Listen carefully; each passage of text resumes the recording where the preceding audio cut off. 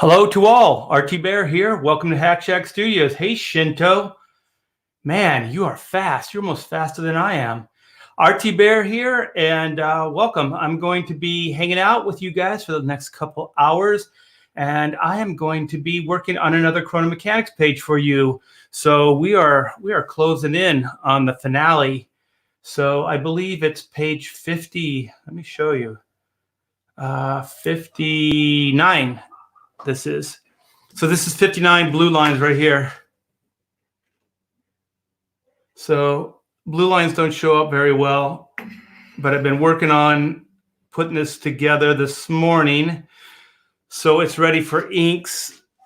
The page I was working on, I believe yesterday, is done. So this is the page here. So this was page 58. So it's a 60-page story. So I'm 2 pages away. 2 whole pages. So there you go. I also have a bunch of other pages here that if you guys are nice, I'll show you. So we got Edgar Tarley. How are you? Hell Papa T. I'll take that. I'm doing good. Hey Art. Hey Victor. What's up? Oh my gosh. The funniest guy in my chat, Sheldon Martin. How are you, brother? How are you? Chef Boy RT. Man, you always deliver, my friend. You should be writing comedy. Yeah. Hello, everyone. Tib rhymes with nib, and that's what I'm going to be inking with later. What up, Art? Well, I'm going to send out a link to my new buddy. I'm gonna leave it a mystery. So when he shows up, you'll be like, "What?" I had no idea he knew this guy. So I have to be on the alert for mystery guest. Mystery guest. We're going to have a mystery guest. Yes, question marks. That's going straight to my head. Yeah, well, you know what? I don't mind. You know what? I don't mind huge egos. I really don't, as long as it's earned. So Sheldon, it's earned, my friend. Your head is expanding as we're talking right this very minute. Let it swell, my friend. Let it swell. But Victor's saying, what do you call that blue pencil you sketch with first? It's a non-reproduction or repro blue. Do I have one of those pencils here? I have one somewhere, but I don't have it here with me. So these are actually printed blue lines, though. I have laid out pages with blue lines before with like a blue pencil and then inked from that, but these are blue lines. So these are from an actual drawing and scanned and then blue lined. All right, here's our special mystery guest. Mystery guest, I see your shoulder. Can you just put it on my my screen, my sharing screen? No, we have to introduce you first. Oh no, please don't. My room's a mess, Art. So you want this? Yeah, there you go. If okay, I need to just cover that up.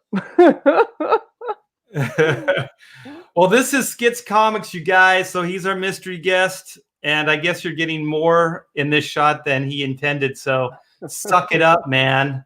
Oh, I know, but this is terrible. No, man, it's a glimpse at your studio. That's awesome. Well, actually, I'm in the middle of moving the studio. That's why it's such a mess right now. So didn't you say you were building an external studio or something like that? Yeah, we are. We're in the middle of it, and we're just trying to get everything moved around. So welcome to Hack Shack, my friend. Well, thank you. I appreciate it. Thanks for having me. I'm sorry I only can be here for a short amount of time, but we have our live stream at 7 o'clock Eastern Standard Time. So, but I appreciate it for you having me in here. This is Oh, great. oh, no problem, man. I'm glad you could show up. So the idea is here is, I guess two heads are better than one. You're going to be working, I'm going to be working, and hopefully we can make this entertaining for the people listening and hanging out in the chat. Sounds great, man. Again, Oh, thanks for having me. oh no, I heard you were telling them what you were working on. I guess I should tell them what I'm working on right quick. hell yeah. So basically, what I'm doing right here is I'm working on designing characters for the Skits comic. So this is actually what you see on the page right now is obviously Skits is off there to the right, and this is a character MC that's actually going to be in the comic. So this guy I've actually already detailed out and everything for the most part, as much as I want to in the computer design wise. I still got to pull it out and then do some turnarounds and stuff like that for him. But what I was going to work on here was this character. Oh, cool. This is a smaller character. It's a female character. And you can see Skits' size right here and her size next to him. So I'm using Skits, obviously, as my reference for all the different characters while I'm working on them. So that is what I'm working on. Cool. So, are you just going to tighten up the pencils, or like, what's your process? Well, right now, I'm just trying. I did a sketch on the actual artboard, with pencil and paper, and then I just graded out. I just did the body. She's done at 6 heads high. Skits is at 8 heads high character, and then I have another female character that I'm gonna do that's more adult, and she'll be a 7 head high character. So why the drastic change in scale for the characters? Well, that's just the way it dreamt up, Like when I was on your show, I told you about how the characters were actually, I had dreams about all these different characters. So now I'm trying to go back and draw them specifically to how they were in my dreams, but also I got to kind of make them a little more interesting at the same time. So I'm adding a little bit, taking away a little bit, but basically they're the same. Very cool, man. Yeah, but I find it easier to design the characters in Photoshop like this, just because you can erase, you can do multiple layers on top of the figure form, and you can play around with different outfits, and it's all right there on one piece, and you don't have, when you do it on the tabletop, you got to kind of erase or go back or lightbox another one, and it just kind of saves you a little bit of time. It saves you a lot of time, yeah. Yeah. Like what I do is I have my little thumbnail. It's usually, drawn traditionally, on a piece of paper. Actually I have one here. Let me see if I can find it. So these are my thumbnails. I'm gonna have to switch out screen here. Yeah, go for it. How do I do this? So yeah, here is like the layouts here. Nice. Yeah. And then I send those off to render, and then he tightens them up a little bit, and then I go over them digitally, and then I'll print them out, and then this is that page that I just showed you. So this is from the thumbnails. Let me see. This is not working out too well here. So here's the thumbnails. Nice. Probably, let me see if I can do it. There we go. Yeah. Yeah, so there's the thumbnail. And then here's the finished page. Nice. Now that's completely finished. Or are you still going to go in and do little details and stuff, or Yeah, is that yeah. as far as Actually, you're taking it? man, you know the artist's way, don't you? Yeah, Yeah, yeah. yeah. That's not done actually. I think you're going to need to share if you want to show them drawing. You're going to have to share that part because if I go, let me see if I go here. Whoops, what did I do? Yeah, if I go here, then you'll hog up the whole screen. There's got to be a way. I mean, the only thing I can do is let's see here. Not exactly sure how I can do this. I only have one screen, so. Well, your main screen, I think, has to be the drawing. Because the other one is the shared. So if I hit the share, it kind of, oh, there you go. Because if I hit the share, it'll dominate. I'm not that experienced at this either.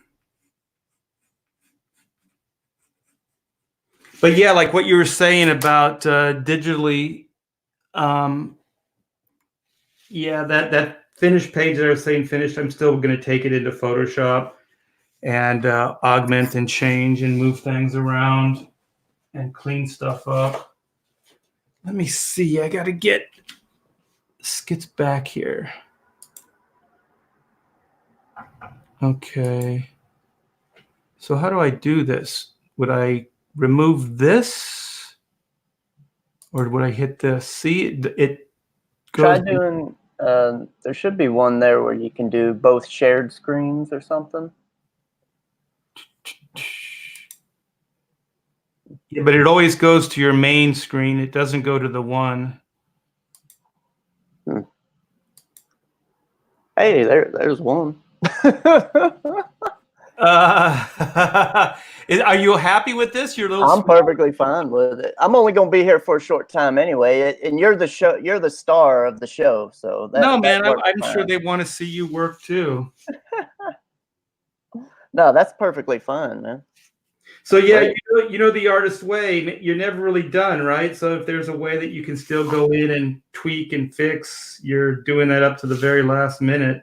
Exactly. It's like you gotta find a stopping point, and you gotta.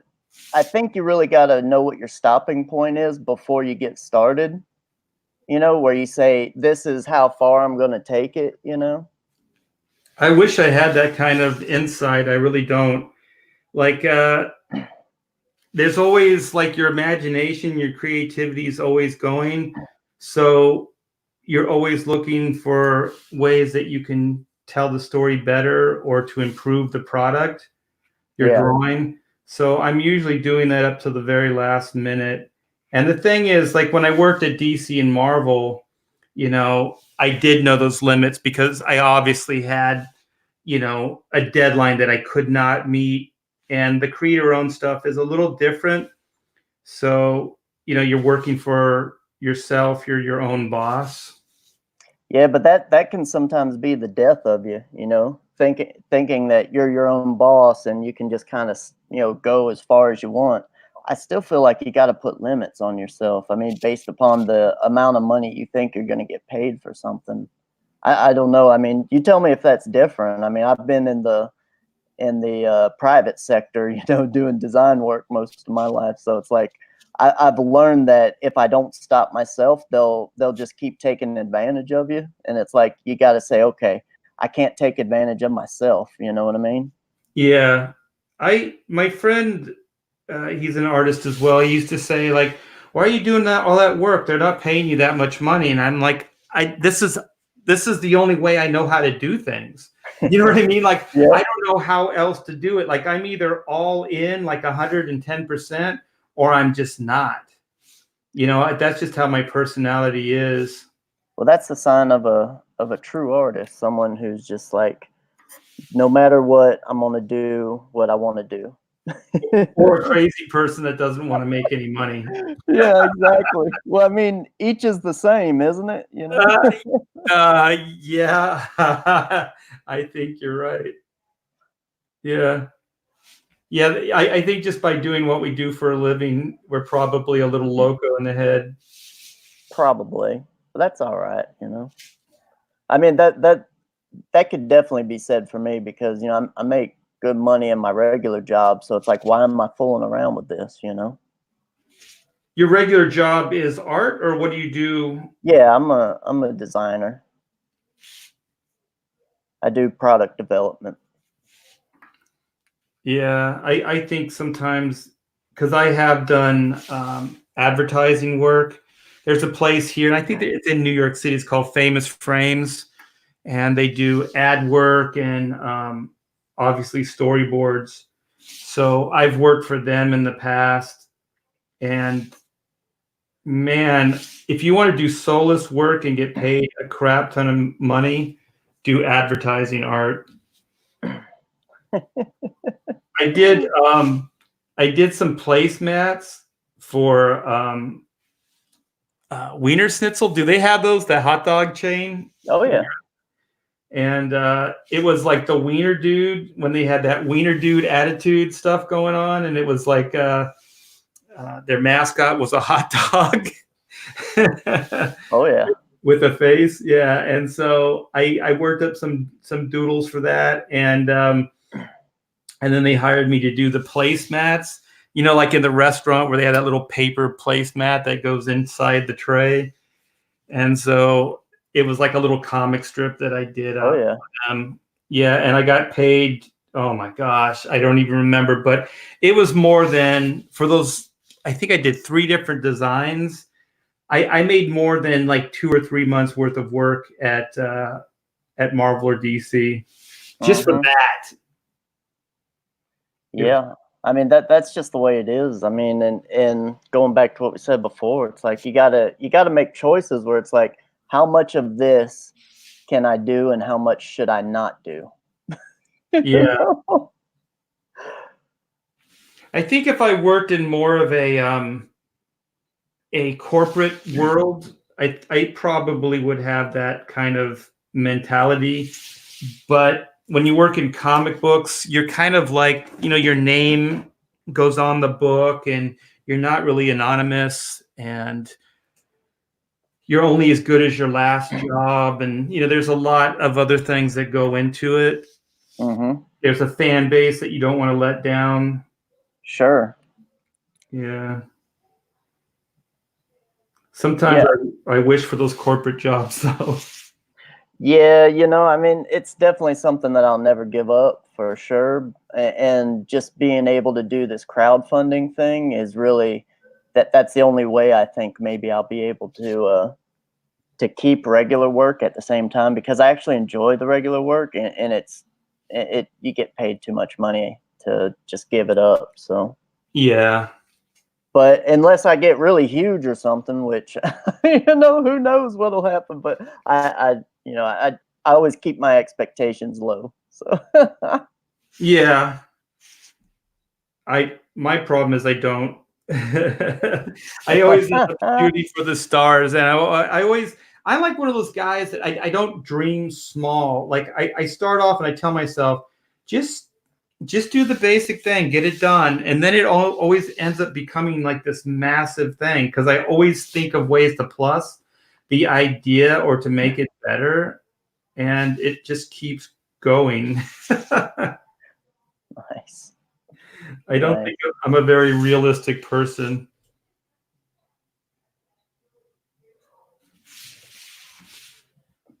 So you have a show tonight? What's the show tonight? It's the Come Get Some, you know, with my wife Karshina. So we got a show going up that's going to premiere at 7. So I always got to be in the chat and help her out and stuff like that. So So is it her show and then you assist her on it, or? yeah, yeah, she's the star, not me. Yeah, I heard you guys on, I forget whose show. You guys were a blast. Oh, really? Well, thanks. I appreciate it. I mean, the only one that we've done since Benny, I think, is Antonio's show. We did that last night, actually. No, it was probably the other one then. Yeah.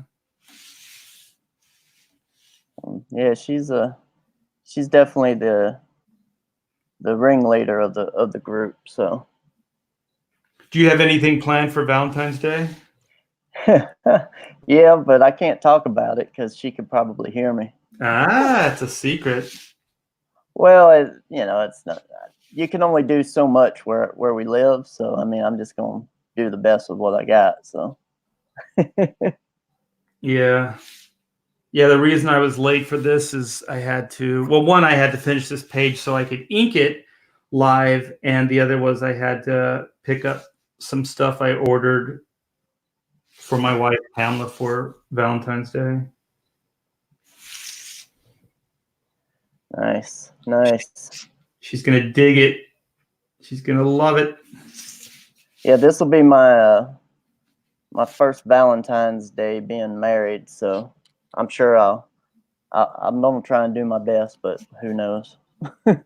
Wow, you guys are still like newlyweds then. Yeah, we got married in August, so I think someone there in the chat said how many characters the skits have fleshed out.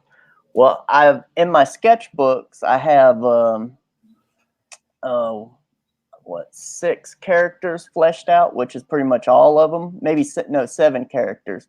There's a few that are part of the main group, which it is a team up book for sure. And those characters have been fleshed out for some time, but I'm just kind of going over them right now to really do the final stuff because I've been working on this for so long.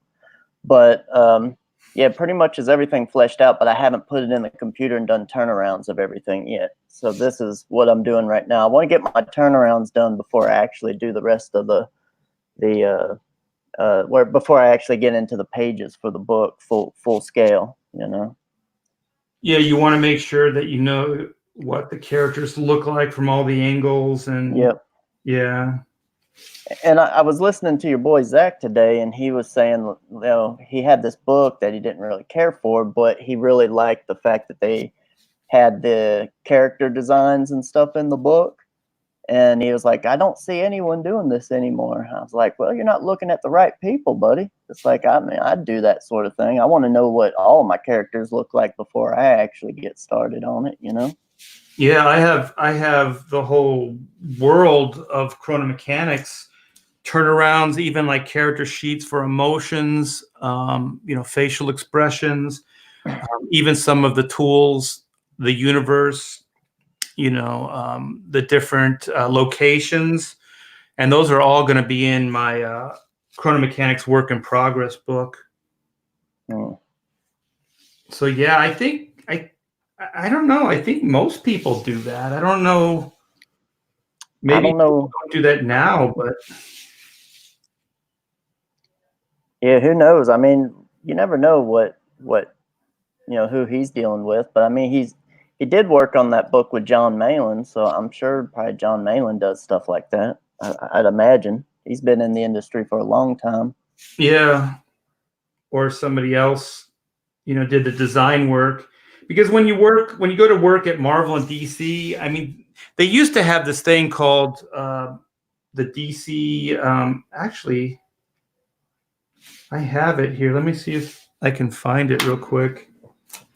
It's like the DC style guide. Yeah, I know exactly what you're talking about. I'm sure Marvel. Yeah, they both have one. I've heard so many people. Marvel doesn't have one. Really? I thought they had one. They have a who's who, but they don't have this style guide. Where the hell is it?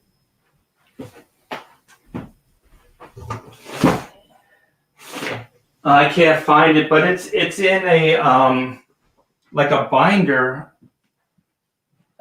like a folder, and you can add pages and take pages out. And it was all drawn by Jose Luis Garcia Lopez. Mm-hmm.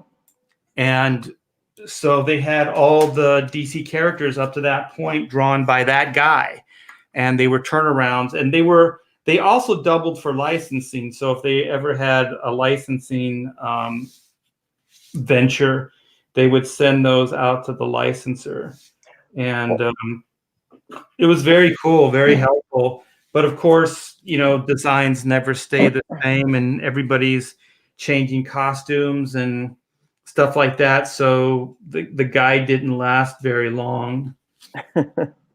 But I think then the general idea was pick up the newest comic book and you'll know what the characters look like. You know what I mean? Like if you're a new talent coming in on the book, I think they just expected you to know. So they didn't even really send reference unless you absolutely like needed it, like it was a new character that wasn't in the series.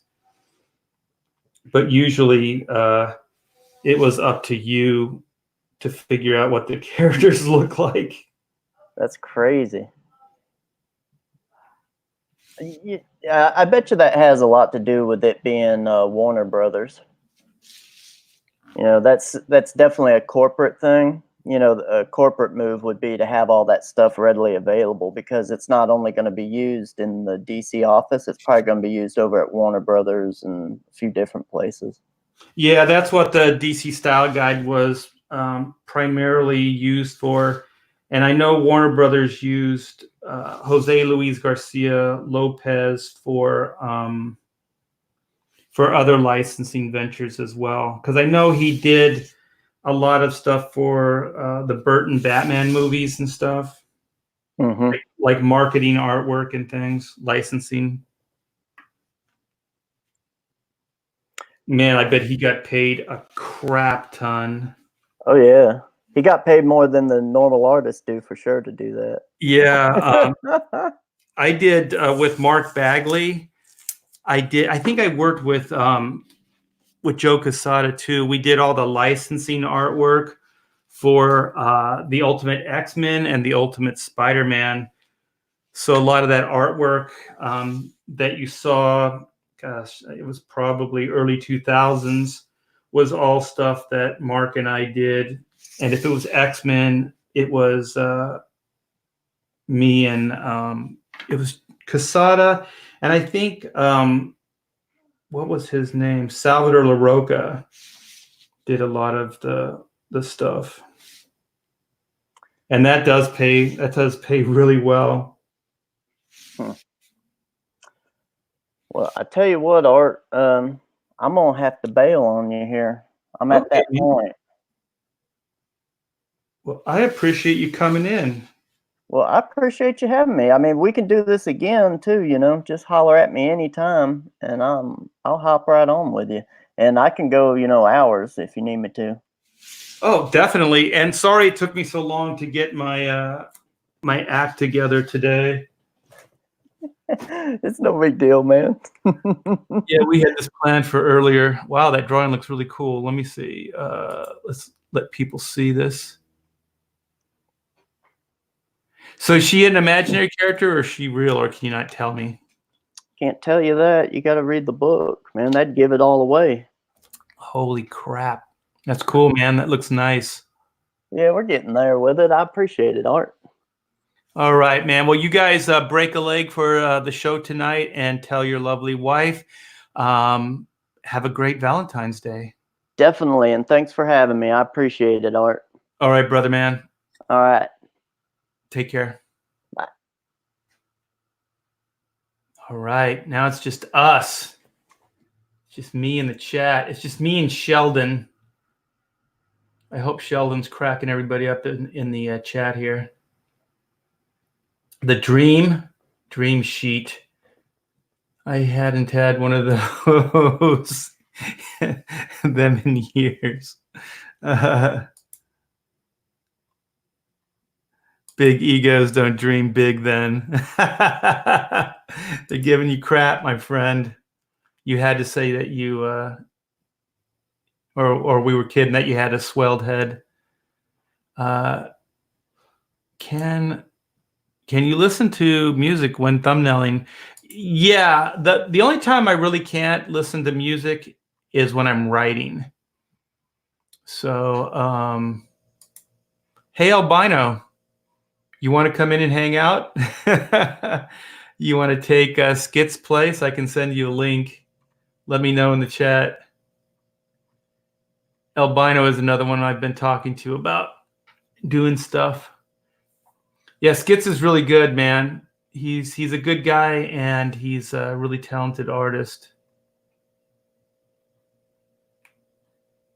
Yeah, I think we're alone now. Oh my gosh, I hate that song. It's also kind of creepy. Man, this would be awesome to have a Hack Shack style guide. Huh. I wonder if I have enough artwork to put one together. It probably wouldn't be that coherent because each one would be drawn kind of differently, so it wouldn't all have the same look. But that's an idea. I do have the whole world in these hands. I have the whole world in these hands. So yeah, Albino, let me know. I can send you a link. I can link you up. All right. So for the latecomers, this is page 59. And Chrono Mechanics is a 60-page book, which means I'm almost done, at least with the line art. We still have to get it colored, and there's some pages that my wife and I still have to write. But that's the fun part, man. That the writing it never feels like work to me. Maybe because I always work with a partner. So I always have somebody there to work and to run ideas by. Usually when I'm penciling and inking, it's just me.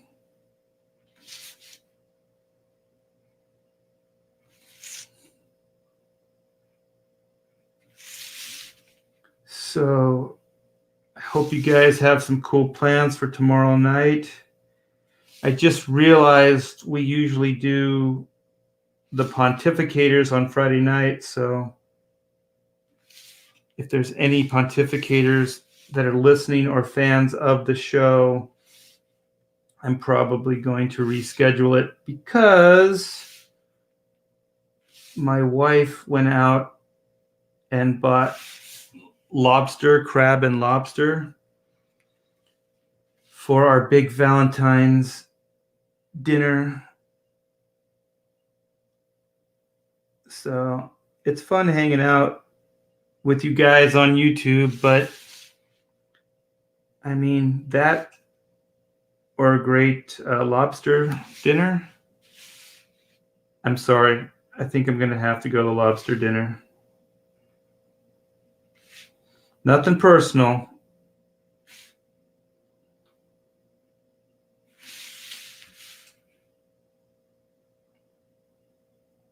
Yeah.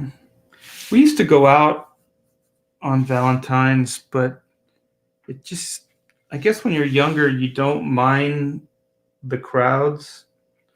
But when you get a certain, I guess once you've done it enough times, you're just like, yeah, it's a hassle. It's a little too much work.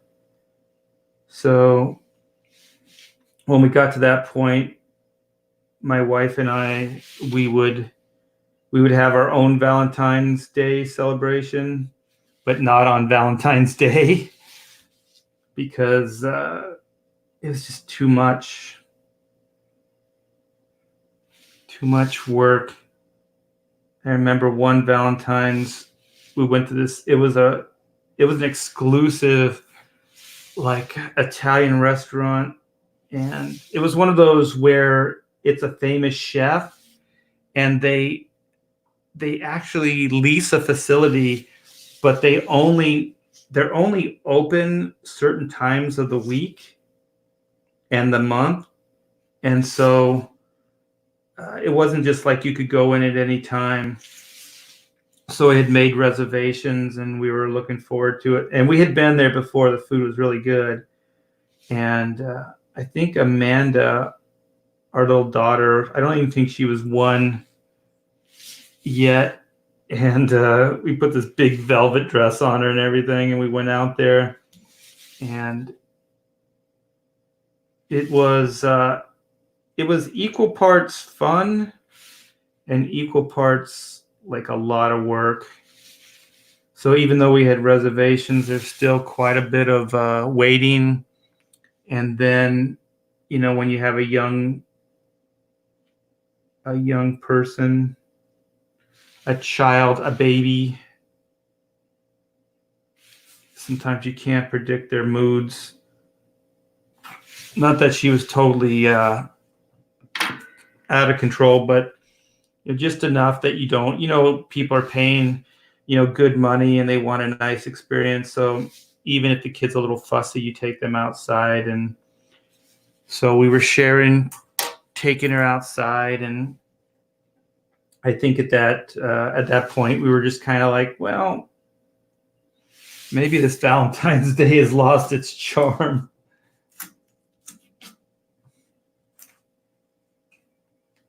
So then we started like celebrating Valentine's Day on a non-Valentine's Day date.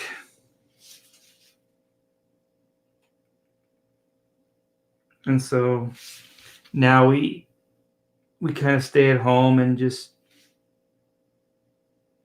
watch a movie and have a killer meal, killer candlelit meal. We like it though, and my wife is a killer cook, so she goes all out, and it's delicious. So it's pretty crazy. Like sometimes, I don't know if you guys if you're lucky enough to have somebody in your life that's like this, but there's been times when I've gone out to a restaurant and have been disappointed, and then was like, Pamela could cook this better, or she cooks better than this restaurant. And so I tell her all the time, I'm like, this is a meal I would pay top dollar for in a restaurant. Yeah, we had this shrimp dish, the shrimp and rice with what was it? Sun-dried tomatoes, garlic, and I don't remember what else was in there, but holy crap, man, it was so good. Yeah, I am well taken care of. A happy man. So I'm going to try to, she said that we'll do a Valentine's Day live stream tomorrow, see if she's still up for it. And she can tell embarrassing stories about me and our early dating years. Public humiliation is always a good thing for you guys. You guys love it. I mean, that's why you tune in this show every day. Let's see how art can fail today.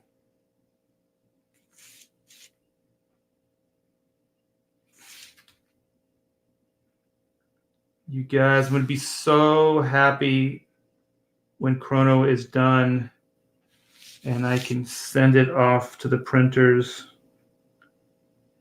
and then start getting this book into your hands.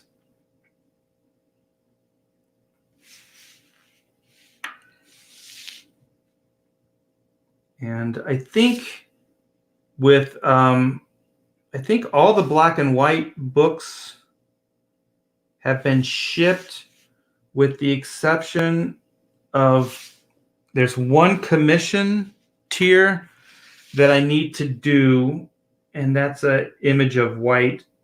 And I have the sketch, I just have to finish it up. And then we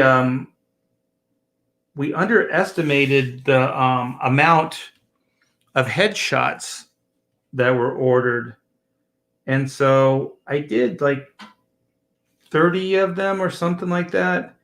And so Pamela just found out there were like 8 people that didn't get theirs, or that we were 8 short. And so next week, once I get this book done, because I want to stay focused on it, that's why I haven't been live streaming very much, is I want to get this book done, stay focused, and get this book done, and then go on to other things.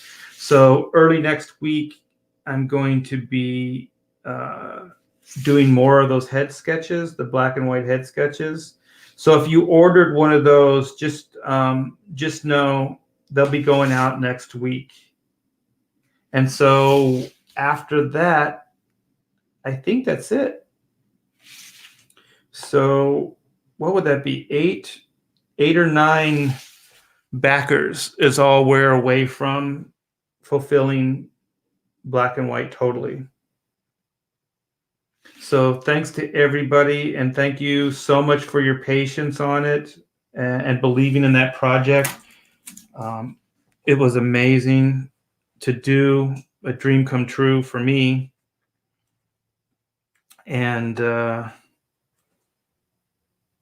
yeah, once I get done with the writing, and then I have to do some design work, like writing on chrono mechanics, and then I have to work on doing some design work for the trading cards, the chrono trading cards, and the work in progress sketchbook.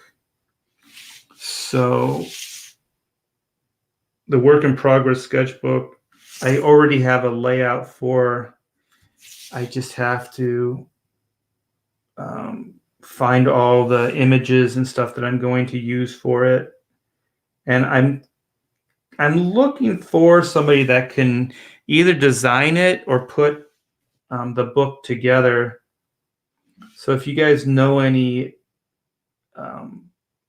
designers that do good work and that wouldn't break my bank, just private message me through YouTube. Well, actually through Twitter. And then if I don't get back to you, maybe it'd be better if you just went through the website, theartbytbear.com. And there's a way that you can contact me straight to my email through that. That might be better because I check my emails more often than my Twitter DMs. Yeah, I've never liked Twitter. The algorithms don't work for me. I don't really know properly how it works. I ask people and even they don't know. So it's a necessary evil for some of the stuff I do, but I don't like it.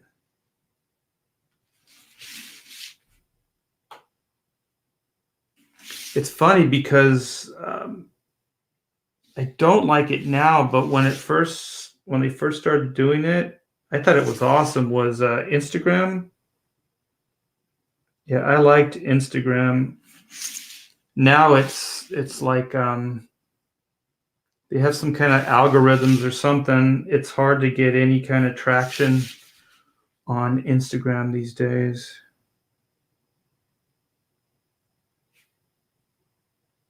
At least for me.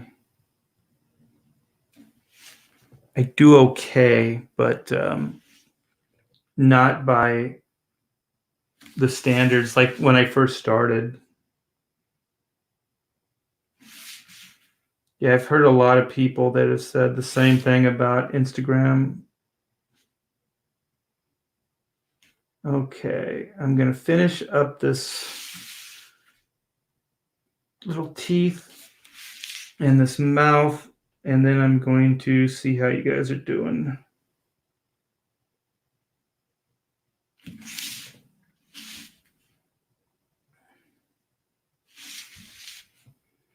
So there's Oot with this big old barbarian mouth. This big old caveman mouth. So I'll show you what we got here. So there's that. Let me see. what we got in the chat. The chat in the hat. Yeah, I think we're alone now. Archie Bear put me in, coach. Oh, okay. I'll send you a link, Albino. You got it, man. I think I still, let me see. All right. See if this works. All right. I sent the link to you, Mr. Thunder Buns, Thundarus Buns of Steel. My wife loves that name. I don't know why. Is that a friendly chronomite? I don't know. Maybe. Somebody's paying attention.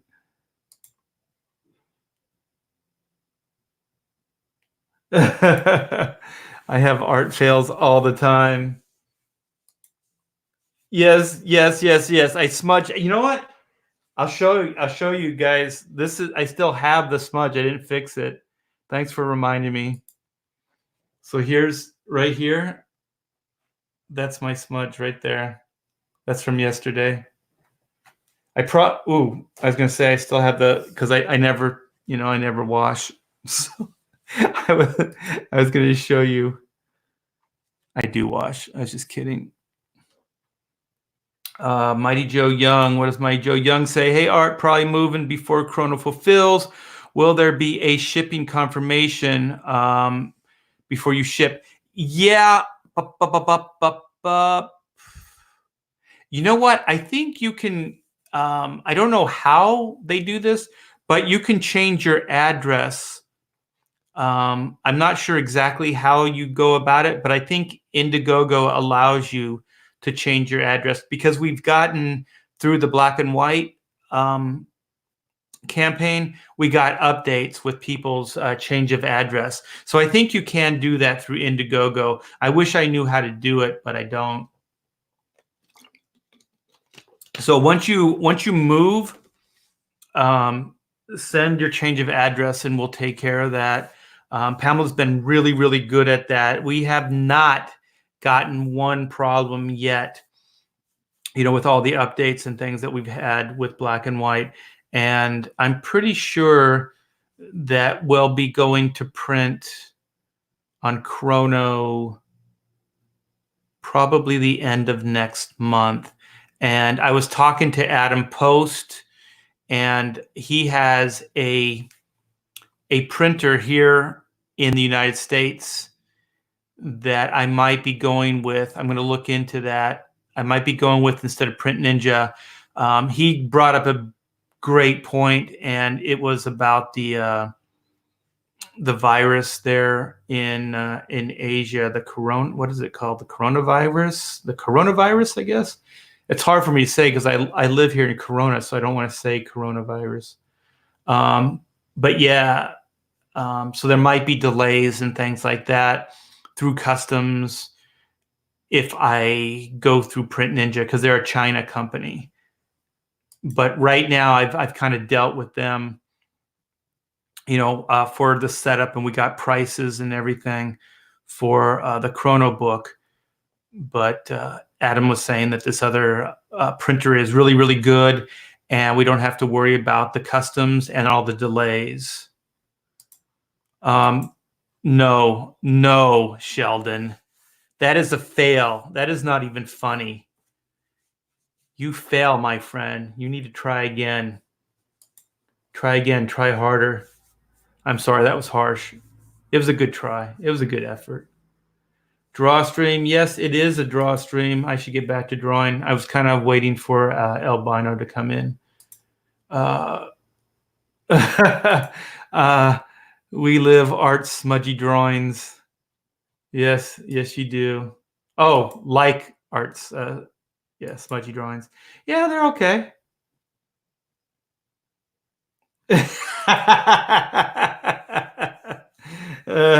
Oh no, now we have an angry Sheldon Martin. We're not going to get humor from him, only hate. There's no humor left in that man, only hate and contempt. Don't draw. Drawing is overrated. Waste of time. No! No! On that note, I'm going back to the drawing board. See what I did there? Here's my weapon of choice. Actually, it's not going to be that one. It's going to be this one. The coronavirus. The corona mechanics virus. Man, that is horrible. If anybody that lives in China is listening, I feel so bad. That is horrible.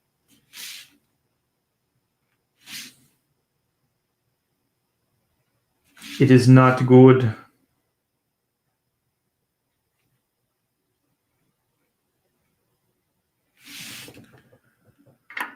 So yeah, page 59, closing in the end of the line.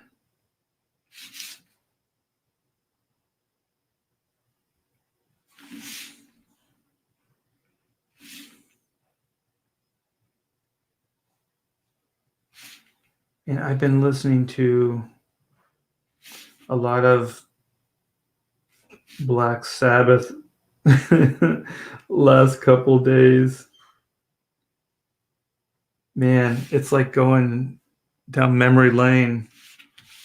It's like I can remember where I was when I heard this song, that song. So this morning I listened to the Never Say Die album. I think there's some good stuff in there. Overall, it's not a great album, but it's not bad. And then late last night I was listening to the Mob Rules. It was a great album. Man, that's a heavy sounding album.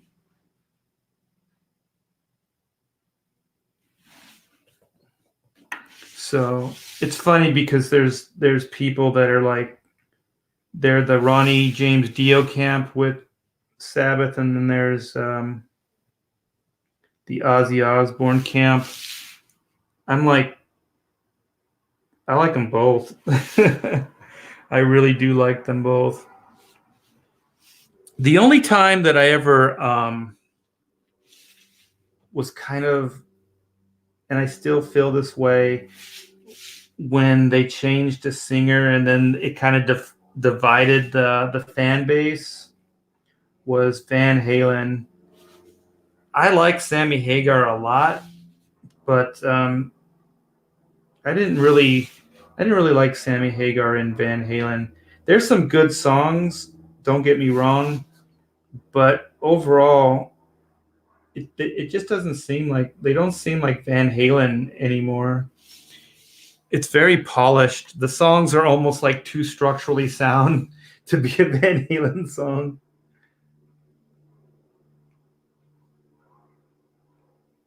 I guess commercial is the better word. It's very commercial. Okay. I'm going to have to check the model sheet because I think this is wrong. And then it connects to this.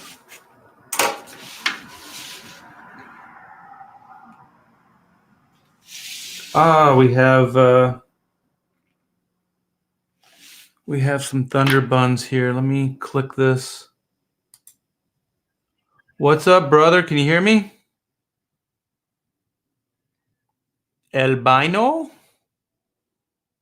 I think you got your mic is muted. Is that right? Check your mic.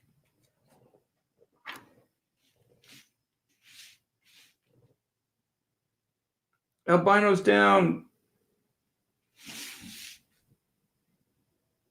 Somebody help him. Let me see. Let me put this down for a minute and see what we got here. So, Albino, check your mic. We see your your avatar here, but we can't hear you. So there's oh, there you go. Are you there? Hello? Hello? Joe's here, but he's not here. Joe, aka Thunderbuns. I wish I knew how to help you. I don't. You're in. We just can't. We can see your image, but we can't hear you.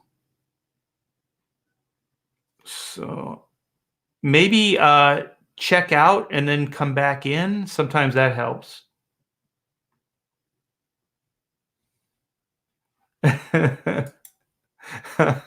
All right, Sheldon, you're off the list now. You're back. You're back in my good graces. So that's a funny joke. All right. So Albino says will do. Yeah, this took me a long time to figure out too. So I don't think he has a lot of experience. So we're breaking them in. We're breaking Thunderbuns in. That sounded gross. We're breaking the buns in. Sammy Hagar was a great singer with Montrose. Yes, he was. Rock Candy, Rock the Nation. That shit was awesome. The problem with his tenure in Van Halen was Eddie and Alex taking it in the synth pop direction. Yeah, if that was Eddie and Alex, then they made a major mistake. But yeah, they're good structured songs. They just don't seem like crazy Van Halen songs. Like that first Van Halen, I mean, it is the best. Atomic Punk and Running with the Devil, all those songs, crazy. Is Fire on that? Or is that the second album? Fire, fire, where they're just screaming fire. Hey, Pamela, say hi. Hi. She says hi. Okay, I'm gonna see if Thunderbuns. We're trying to get Thunderbuns in here. All right, Thunderbuns, you here? Yeah, I'm here. Can you hear me? Yes, we have Thunderbuns. Right on, right on. House. The buns are in the house. The buns are in the oven. What? How are you, brother? I'm doing pretty good. How have you been? Been good. Trying to get this book done. I'm only pages away from Chrono Retrofit being finished. As far as the line art is concerned. Yeah, I was telling my wife that you're closing in on the finish line. Yes, it's in view. So to show everybody that's in view, boom. That's the view. Let me see if I can. Nope, that's not what I want. Now, I missed the very beginning of the stream. Did you say if this was page 59 or 60? Yeah, this is 59. Yeah. So we're closing in on it. That's great. Hey, you were saying earlier, you were asking about designers. Yes. I've been talking to someone behind the scenes, and I'll be happy to pass along some of their info to you. Oh, perfect. It's it's the guy who did the Jawbreakers books for your boy Zach. Oh, sweet. Is he here in California, or where's he at? Or do we not want to dox him? I'll tell you offline where he's at. I can tell Okay. you he's in the Eastern time zone. Okay, perfect. Yeah, it's not bad at all. I'm gonna go bring up YouTube and pop out the chat so I can see what is going on there. Now, what you were saying earlier that you thought the Valentine stream that you thought might be happening is now probably not happening. Did I get that correct? Oh, the pontificators. Yeah, I got to let those guys know because I'm going to spend that evening with my love, my wife. And what are the chances of you and the lovely and talented Pamela doing a stream tomorrow? What are the odds, Pamela, of us doing a stream tomorrow? Oh, if you want to. You can tell embarrassing stories of how we met. You can publicly humiliate me. I wouldn't do that. Yeah, you will. So yeah, chat and albino. I guess the odds are good that it's going to happen. So yeah, I think most of them will be fun stories, but I'm sure you'll figure out something to hurt me with. No, Well, not my style. that's what they want. Well, if you'd like a co-host, someone to maybe interview the Valentines, let me know. I'll see if I can clear some time tomorrow. We'll do that. We'll have you come in as a referee. But you've got to tell stories about how you met your wife. I can Oh, certainly yeah. do that. I'll try to find my best Chuck Woolery wig, and we'll get a Valentine's Day show going. What was that thing called? The dating connection or what? Love connection, Love right? Connection. Oh my gosh, Chuck Woolery. I forgot that guy existed. What was the dating game? I forget who that guy was. The dating game. It wasn't Chuck Woolery. That dating game was a weird show too. You could tell like the dating game was just like a bunch of actors that wanted to find work.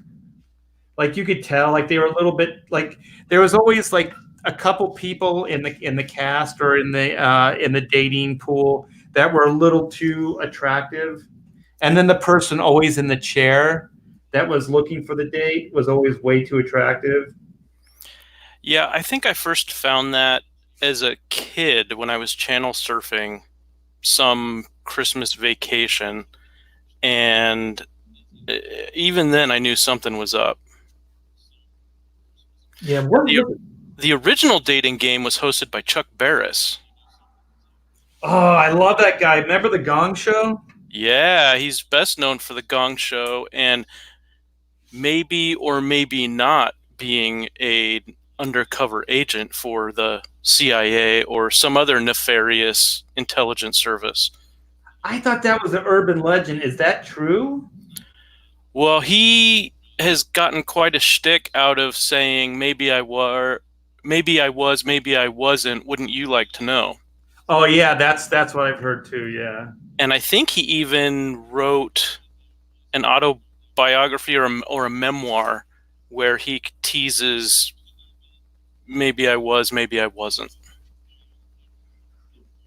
That would be so odd, man, because that guy is a lunatic. Like on that Gong Show, at the end, doesn't he? He does a little dance, like a little two-step. Yeah, he does the dance, and the show had Gene, the dancing machine.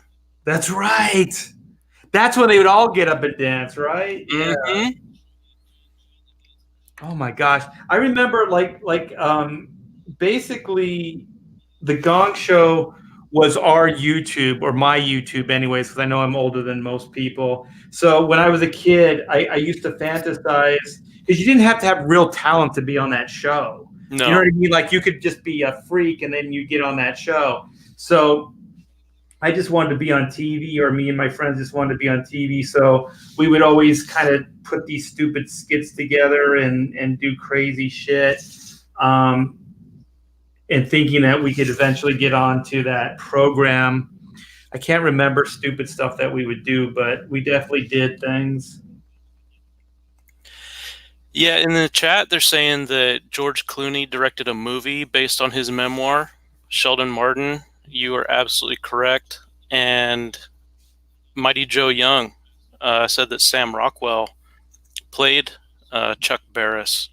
Oh my gosh, that's perfect casting. Yeah, that great Holy casting. shit. And I know that Sam Rockwell at one point had a personal record going for somehow working in dance moves into every single movie that he was in.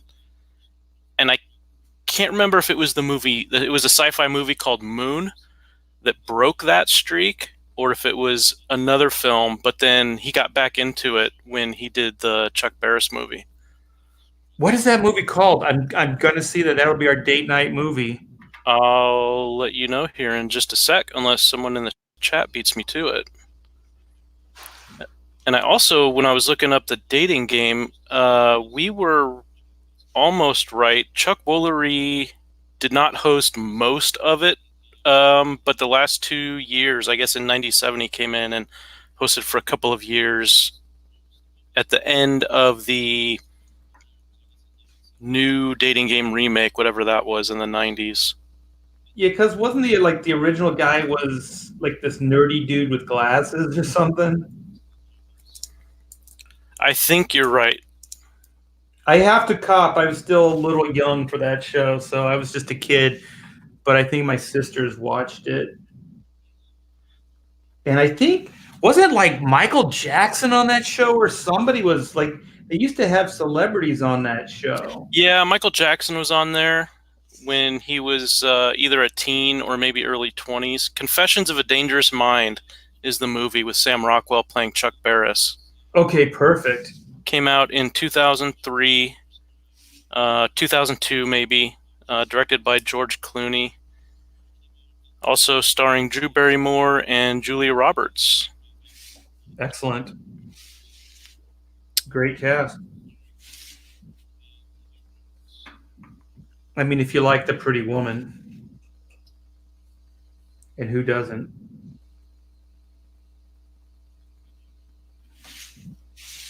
Well, now I have my date night movie. I got to run it by the wife, though. She might not want to watch it. Yeah, make sure she's okay with Confessions of a Dangerous Mind as opposed to something like Pretty Woman. Say, honey, you want to watch a Julia Roberts movie for Valentine's Day? And she'll say, sure. Because she'll think Pretty Woman. Pretty Woman or Runaway Bride or Fried Green Tomatoes. And then she'll be thrilled to see that you surprised her with Confessions of a Dangerous Mind. It'll be awesome. Yeah. It's a win-win. Yeah. A marriage is a give and take. It absolutely is. She gives and I take. Then again, you've given. Oh yeah, Sheldon Martin says Steel Magnolias. That would be another Julia Roberts film that I'm sure is being watched in several households around the world on Valentine's Day. Okay. Well, I'm not in favor of any of those, but I'll take a bullet for my wife if she wants to watch those. Yeah, well, if you have to, you could always negotiate and say that you'll watch whatever chick flick Valentine's Day movie you have to watch in order to get her to agree to watch Confessions of a Dangerous Mind. Ooh, it could be a double feature. Mm-hmm. Double feature. There you go. There's the win-win. And then you can sleep through the rom-com. Yeah, we'll make sure that's the second movie. Exactly. And then when she elbows you in the ribs, you say, sorry, honey, I'm so worn out from working on Chrono. But I'm working so hard. I'm with you. I'm here. I'm here for you. That sounds like you've lived through that one. Yeah, well, my wife and I take turns about who dozes off, but I'm kind of spoiled because she, even though she's definitely a girly girl, she also absolutely loves sci-fi and action movies. The worse, the better for her. Oh, the cheesy ones? Oh yeah, she's seen every Fast and Furious movie. She'll watch any B-list or C-list action flick that's on any streaming service. She absolutely loves it. So it's funny, there's times where I'll be interested in watching some drama or documentary or something like that, and she'll want to watch, Too Fast, Too Furious. That's awesome. Sheldon Martin is saying that I can be your live streaming couples therapist if we do a Valentine's Day stream tomorrow. Yeah, I think that's why I was saying that you could be the referee. Remember that movie, The Ref or whatever, where it was Dennis Leary? And he's kind of like he was breaking into their house or something, and then held this couple hostage, and then they ended up having to work out their problems because they were tied back to back for the whole time that he was he robbing their house? I forget what he was doing. Yeah, he was a cat burglar who had broken into the house with a partner, and his partner in crime abandoned him, and then he had this couple, Kevin Spacey and Judy Davis, tied back to back, and he was trying to rob their house but kept getting interrupted by their bickering, and he had to deal with them. And then it's kind of like it was almost like marriage counseling, right? Where they ended up working out their issues by the end. Right. Yeah, and then I guess the couple's son and some in-laws got involved, and then it went from bad to worse. Oh, it's a Christmas movie. He takes a bickering, dysfunctional family hostage on Christmas Eve. There you go. You can put this in the rotation with Home Alone and Die Hard. Yeah. A Christmas Miracle. I give you the FBI.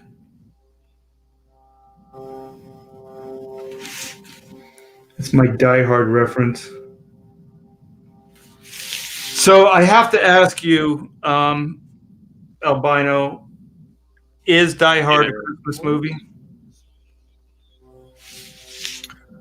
Well, this is the ongoing debate.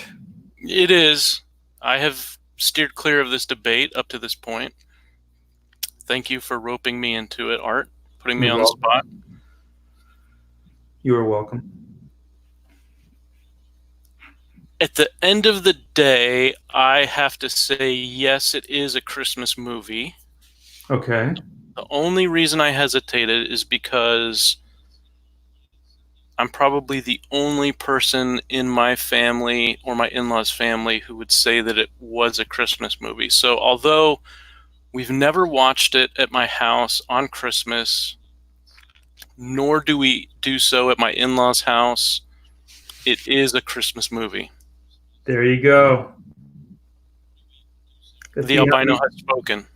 Let's see how many people in the chat agree. This will be the true test. Sheldon Martin is asking if it was Kevin Spacey and Barbara Hershey who were the couple. Looks like it was Kevin Spacey and Judy Davis. I'd like to say I knew that off the top of my head, but I did have to look it up. Man, I'll tell you that I wanted to kill those two. They did such a good job of making you hate them. Yeah, I'd never want to watch that movie again. That was an uncomfortable movie. I tell you, it's one of the, I think, one of the underappreciated virtues of a great actor is when they're a perfectly likable person in real life, but you don't know that. You only, experience their portrayals in their roles, and so they play these disgusting or irritating or unlikable people, and I hear stories from time to time about actors who will just be walking down the street and people will yell at them for something their character did, and they're the nicest person in the world, but the person can't separate their character from the actual person. Right, right. I hear that happens a lot. Then you have someone like Kevin Spacey who plays serial killers and weirdos and gets He is a, involved in some real life scandal, and he issues bizarre YouTube videos in the middle of the scandal where you wonder what's going on with this guy. yeah, you kind of think, well, maybe those stories are true. Yeah, maybe it's not just good acting. Ink Spots has joined the chat. What's up, Ink Spots? Hey, Inkbox. Yeah, love your Albino work. Thunderbuns joining Art for a live stream. Skits was in here earlier and had to go, so Art was kind enough to open up the mic and allow me to warm the chair for a bit. Yes, and thank you for doing that. My pleasure, sir. Now, Mighty Joe Young is saying that according to Bruce Willis, Die Hard is not a Christmas movie. What? How dare you, Bruce Willis? Now, I'm wondering if if that argument came from the Bruce that was acting in those movies or the 60-something-year-old Bruce who hasn't been in a good movie in quite a while. Do you think he still has a good movie in him? I think he's got one in him, but he seems to like to stay busy and act in just about anything that's offered to him. I hope I'm wrong about that. I've seen that he's been in a whole lot of stuff over the years, but not a whole lot of it I thought looked very good. Yeah.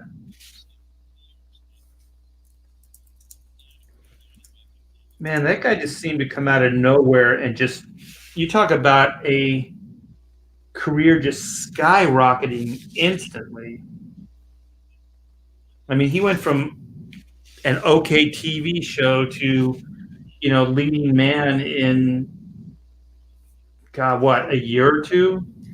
It was something like that. I don't remember him in anything before Moonlighting, and then while he was doing that show, he did Die Hard, and then his career was off to the races.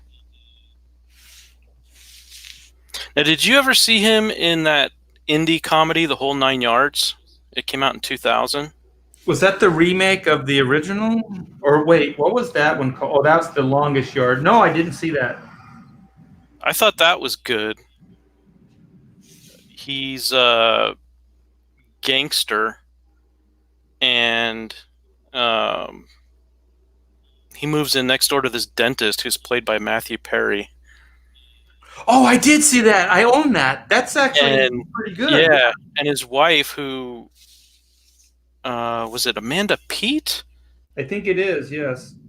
Convinces him to inform a mob boss that this gangster is living next door to them, and then hilarity ensues. Yeah, Amanda Peet. Yeah, that's actually a pretty good movie. It's not bad. Wasn't there was a follow-up too. There were 2 movies or something, right? Yeah, there was a sequel to it. Let me see. I know there was at least one. I think it was called The Whole 10 Yards. Yeah, Sheldon Martin is asking if Amanda Peet was his dental assistant, and I think that's correct. Yeah, and then they kind of become like a Bonnie and Clyde type, right? And they go on, well, not as violent, but yeah, not as bloody. Yeah, Bruce has an influence on them, and they start living that life. Yeah, The Whole 10 Yards, 2004. Looks like most of the cast came back. I know Michael Clark Duncan was in the first. He wasn't in the second. I can't remember what year he died, but that might have been why he wasn't in the sequel. But it looks like the whole 10 yards was a big flop. That was the sequel, though, right? Yeah. Yeah. So it says that the dentist, Matthew Perry, had used falsified dental records to. He made him seem like he was dead. Legally, he was dead, so he's able to live out his retirement in comfort. But then.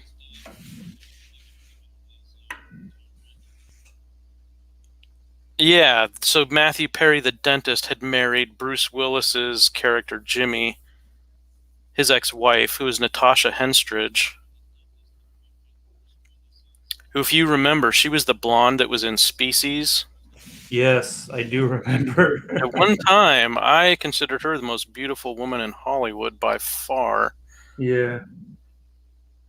So I guess the dentist marries Jimmy's ex-wife,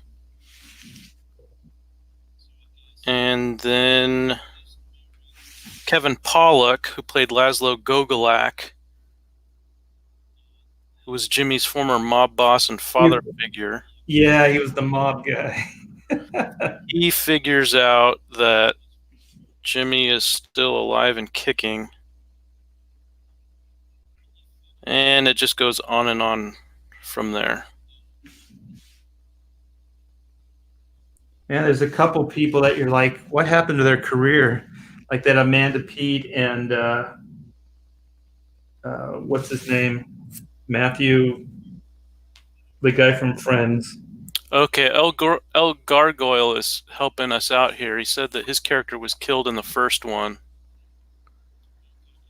Michael Clark Duncan's? Yeah. And then he died in 2012.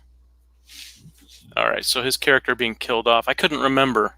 That explains why he wasn't in the sequel. And then he passed in 2012. So whatever happened to Amanda Pete and Matthew Perry? I know Matthew Perry was struggling with drug addiction for a long time. If I remember correctly, it was painkillers. And his career kind of went up and down depending on how his health was. Let's see what happened to Amanda Pete. She married a dentist.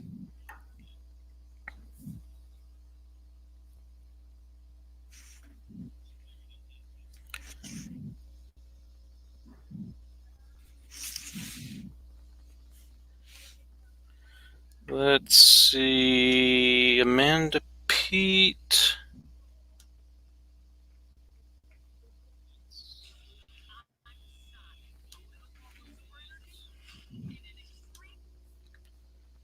Sorry for the dead air. My computer got attacked by ads when I tried to pull up IMDb. So it looks like is under attack. It looks like her filmography was kind of spotty there for a while. But then it looks like she did a bunch of TV here and there. Well, she's got to be in her 40s now, right? Like, oh yeah, at least. Looks like she went from film to TV, and then some indie stuff.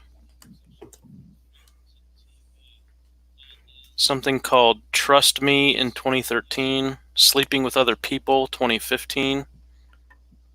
Then back to TV for several years. Oh, okay, she's been doing Brockmire for the last few years. okay, so she's still working, then that's good. Yeah, so that's Hank Azaria's show. He's the guy that does a lot of the Simpsons voices, and he plays a sportscaster called Brockmire. It's a satire comedy. Man, that guy was had that little cameo in Dodgeball. Didn't he play that one guy as a younger guy? If you can dodge a ball, or if you can dodge a wrench, you can dodge a ball. Yeah.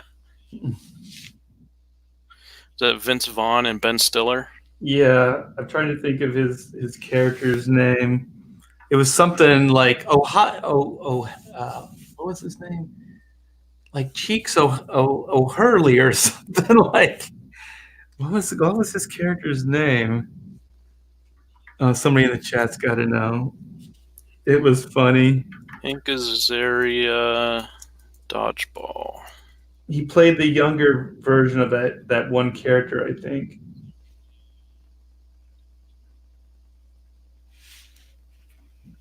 God, what was his name? O'Hurley? Something. Is it O'Hurley? That little kid says, it's whatever. Oh, yeah, young Patches O'Houlihan. Patches O'Houlihan, that's it. That little kid's like, yeah, it's Patches O'Houlihan. That's right, kids. What was it? The three D's?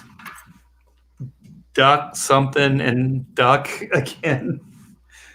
I know he said, take care of your balls and they'll take care of you. Yeah. That movie's a guilty pleasure.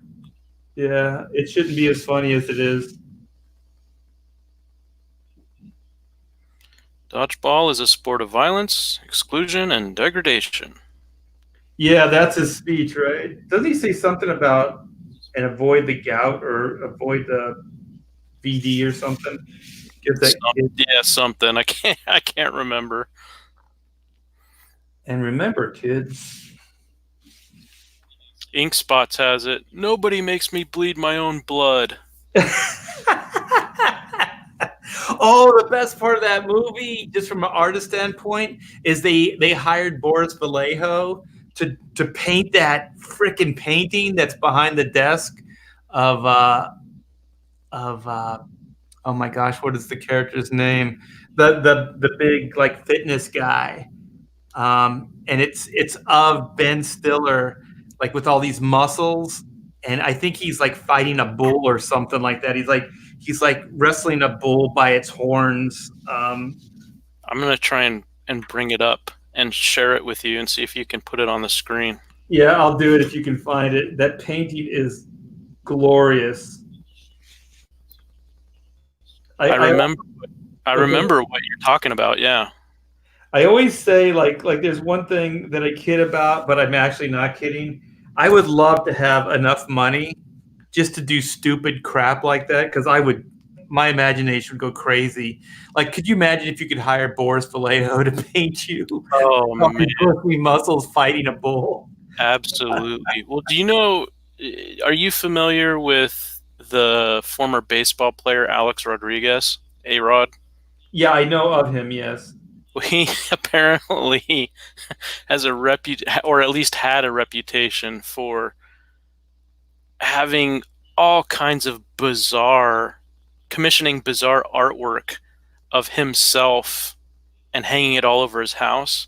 Ooh. And I don't know if this is a true story, but I like to pretend that it is. I don't want to look into it for fear that it might not be true. But supposedly he and Madonna dated, and then after spending the night at his place, Madonna told her friends that he has a painting of himself as a centaur, half man, half horse, hanging on the ceiling of the bedroom. Wait a minute. I think I've heard this before. That's nuts. Now, if you can beat that, I am all ears. I'm sure if I had the money, I could. Yeah, I had this neighbor, and he had just moved in and was getting all kinds of things done to his house. And so he invited me in to show off all this, his new kitchen and everything. And he goes, oh, and he takes me upstairs, and there's this big wall, and there's a mural of like two guys like in the buff with like in clouds with cherubs around them, and they're eating grapes. And I was like, this is the weirdest way I've ever had anybody tell me that they were gay before. And the worst part about it is because we're kind of on an elevated, like each one of the houses are stair step down because we're on a hill. And so from our house at night, if he doesn't, if he leaves his window shades up and that room is lit up, we can see that mural from our house. Oh, I bet that's a lovely sight when you're sitting down to dinner with the family. Yeah, it's pretty crazy. He was a great neighbor, but I was like, why are you showing me this? This is weird. When you get a chance, when the brush allows you to take a moment, check the StreamYard chat. I've got a link to the painting, and it is. Are you kidding? You actually scored it? It is glorious.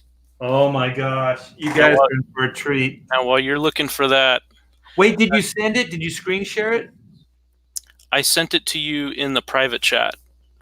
Okay. Oh, I see. The StreamYard private chat. Yeah, you can also just screen share it. There's that screen share.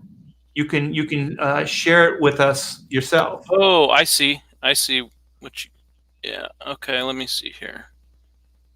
It might be easier to do it that way, and then I can control the size and everything. Sheldon Martin said that the producers hired Tom Morello to do some guitars for that last match in Dodgeball. Seriously? Those were some expensive guitars, I would imagine. Yeah. Yeah, that movie should not have been that good. It was a good cast. What was that? What's one actor's name that played the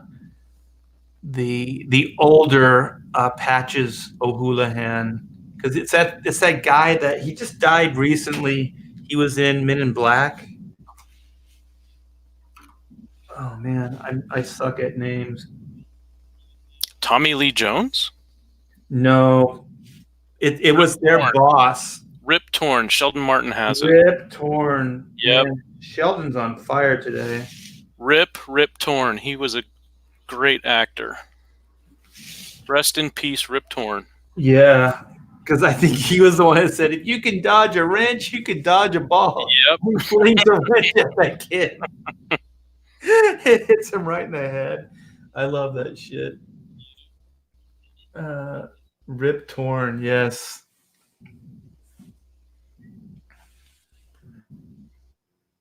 So I think if you have the tab, if you find the tab, you can just hit that screen share. Yeah. Yeah, I found it, but when I tried to start sharing the screen, it killed my tablet. I don't have enough processing power on my tablet, which is what I'm working off of at the moment. Okay, let me see if I can do this. So you said you sent it to the private chat. So I don't know what would happen if I click this thing. If you want to, you can right-click on it and open it in a new window. Okay. Let me see if I can do this. Because, man... Yeah, Sheldon, I agree. Rip Torn was great on Gary Shandling's show. Oh, yeah, there it is. It's not big, though. It's... Oh, shoot. Let me see if I can get a bigger... Yeah. Because it goes to Pinterest. Let me see. I know how to do this. I'll see if I can get a better one. Okay. I think I can do this. Desktop. Aha.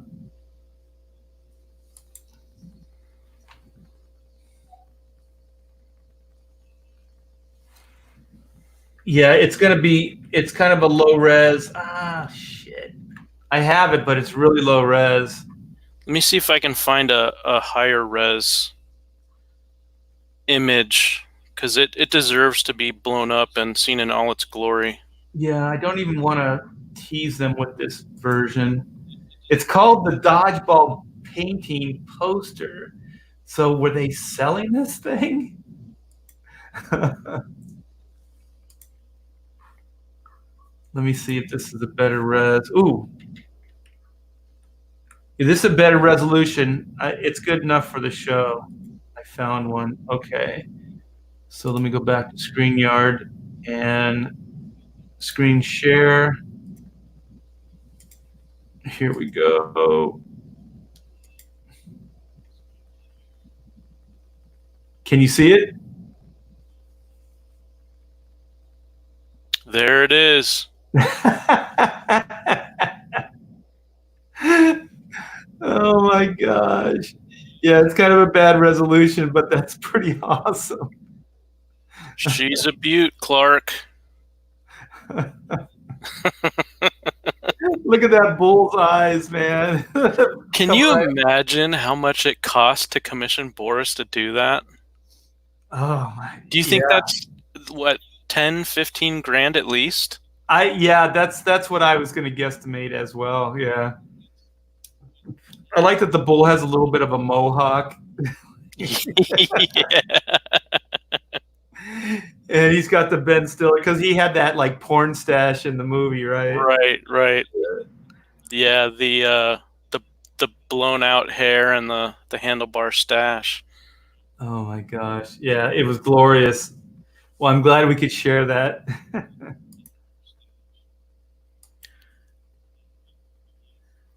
I'm on Boris's website right now looking at prints. There's another one.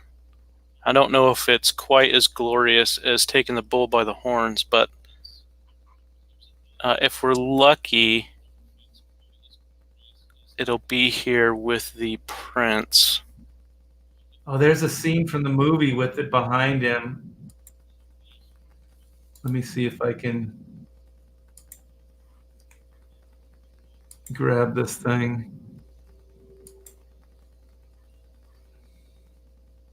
It won't do it. Oh, there it is.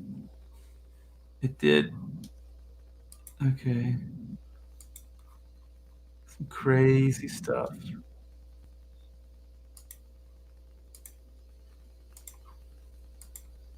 Yeah, now I'm jealous. I want one now.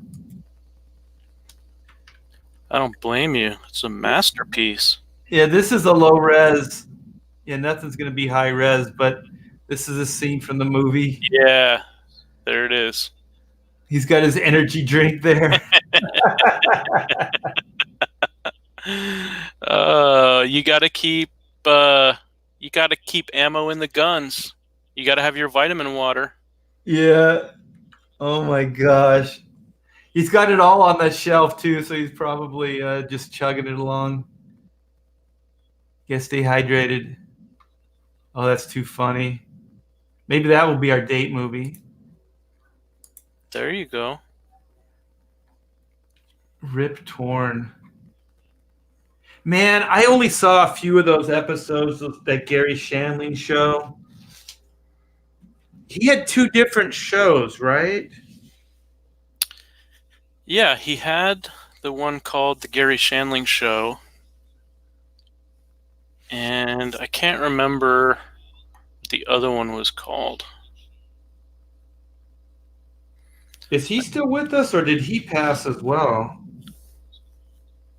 I'm not sure. I'll take a look. The Larry Sanders Show. Thank you, Sheldon Martin. That was it. He was a talk show host or something, right? Yeah, well, it was funny because he was a real talk show host for a while with the Gary Shandling Show, and then he was a parody of a talk show host in the Larry Sanders Show. Man, that was the time people were playing with that, because wasn't it that Jiminy Glick or whatever with Martin Short was Jiminy Glick. Oh, thank you, Sheldon. He beat me to it. It says he died in 2016. That's what I thought. Yeah, it's horrible. Because wasn't the opening of the Gary Shandling show was like, this is the theme to Gary's show. Gary called me up and asked me to write it, and what was that guy's? He does all those Pixar songs. Newman, Yeah, Randy Newman. Randy Newman, yeah. Yeah, that show was pretty clever. Because that show also just broke that fourth wall, right? Like he would just talk to people, and then didn't he walk out of sets into other sets? And there's a lot of stuff going on in that show. It says the Larry Sanders Show ran from 92 to 98. Wow, that was a lot longer than I thought it was. That's a good run. Before that, he had a sitcom for Showtime called It's Gary Shandling's Show. Ran to 1990. Man, Gary Shandling was giving Bob Newhart a run for his money. Yeah, that's the one you were thinking of, Art. It says the show was noted for being one that often broke the fourth wall, with Shandling speaking directly to the audience, and he played a version of himself, a stand-up comedian aware of the fact he is a sitcom character. Okay, that's the one. Yeah, it says even the theme song was self-referential from the opening line. This is the theme to Gary's show. Yeah.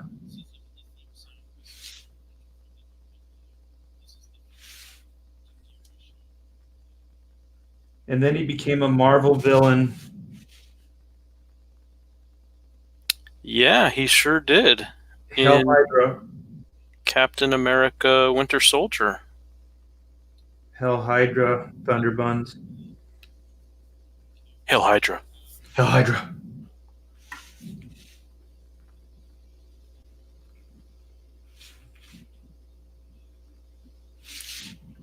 So yeah, let's do a fundraiser to get Thunderbuns of Boris Vallejo painting of himself in all the Thunderbuns glory.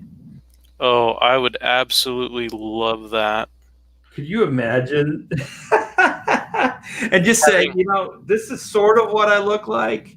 But yeah. kind of knock yourself out. So, he'd paint you all up, and it'd have to be some kind of cheesecakey, rear end shot. Oh, yeah. Toga draped over my shoulders, being blown apart in the back, with lightning bolts cracking the earth. With a volcano erupting in the background. The earth being cracked asunder, volcanoes erupting in the background. You standing on a pile of corpses. And then there'd have to be at least one spot on my nearly naked body where the light is being reflected off of my brilliant white skin into the eye of the viewer. Oh yeah, and it would the light would have to be glistening from your rear. Yeah. It could be a spotlight effect. Yeah, coming definitely off my thunderous buns, blinding the viewer. Which I imagine they do anyway, but you may as well have a painting, to back that up. Well, it might as well publicize it. Yeah, I think you never go to the beach, do you? Because you just don't want to shame everybody with your thunderous buns. Well, it's partly that. It's partly that my wife gets irritated when I have to fight off the crowds of ladies that try to swarm me. Oh, that's true too. Yeah. But then also we live in. I don't know. There might be some folks in the chat who are not from the United States, but over here, we have such a litigious society. People want to sue for anything and everything. So if somebody, gets a little bit of an eye strain, or, I don't know, maybe they go blind because the sun is reflecting off of my thunder buns, and they lose their vision. They want to, they get lawsuit happy and want to take me to court. What if when you go to the beach, Okay, I got an idea. This summer, you got to take me up on this. Go there with disclaimers, right? You have like your little contract, and you Mhm. have people sign off on it, and then if they do, then you hand them sunglasses, and so problem solved. That's not a bad idea. So they can have a good time, but make sure that those are like Ray-Ban, and those have to be custom sunglasses. Mhm. Because normal sunglasses would not be, powerful enough to block out the sheen coming off of your derriere. Yeah, I'm thinking those NASA approved shades that you use to look at the solar eclipse. Oh yeah, that would do it. I think that would absolutely remove any, legal liability. And then you can actually enjoy the beach again. Yeah, exactly. I'm sure that I'll still get, the stink eye from bodybuilders who are not happy that I show up again, taking away the attention from them. But it's a public beach, and they just need to learn to share. Yeah, yeah. Go to Muscle Beach, or what is it called now? I don't. It was Santa Monica, the strand there. I don't know what they call it now, but didn't they used to call it Muscle Beach or whatever? Absolutely. Yeah, Venice Beach. They used to call it. Venice. Yeah, Yep. that's it. They used to call it Muscle Beach, where all of the Mr. Olympia competitors would hang out and You can gather. start that trend again, like Arnold and Lou Ferrigno and all those guys. You can go hang out there again. In all seriousness, I got to talk to Lou Ferrigno at a convention, and I was asking him, this was back in 2008, San Diego Comic-Con, and I had no idea Lou was going to be there. So I go in, and I'm walking into the I can't remember what they called it back then, but it's essentially the area where you can talk to vendors and you can buy shirts and tchotchkes and all of that stuff, but you can also talk to guys like Lou Ferrigno, or I remember Peter Mayhew was there with his signed photos and whatnot. Oh, like the back wall where they have like the celebrities or whatever. Yeah. And so I walk in there, and the first person I see is Lou Ferrigno. And he was one of my childhood heroes, because when I was a little kid, I would watch the Incredible Hulk TV show Hell yeah, so did I. with Bill Bixby and Lou Ferrigno. And so he was one of my childhood heroes, along with Schwarzenegger and Hulk Hogan and, guys like that.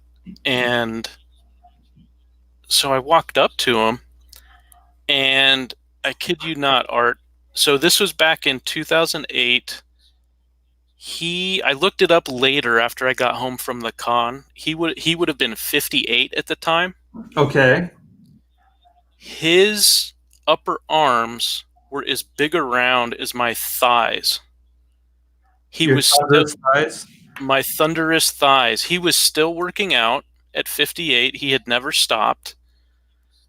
He still looked like, if he wanted to, he could just smash through the wall of the convention instead of using the door.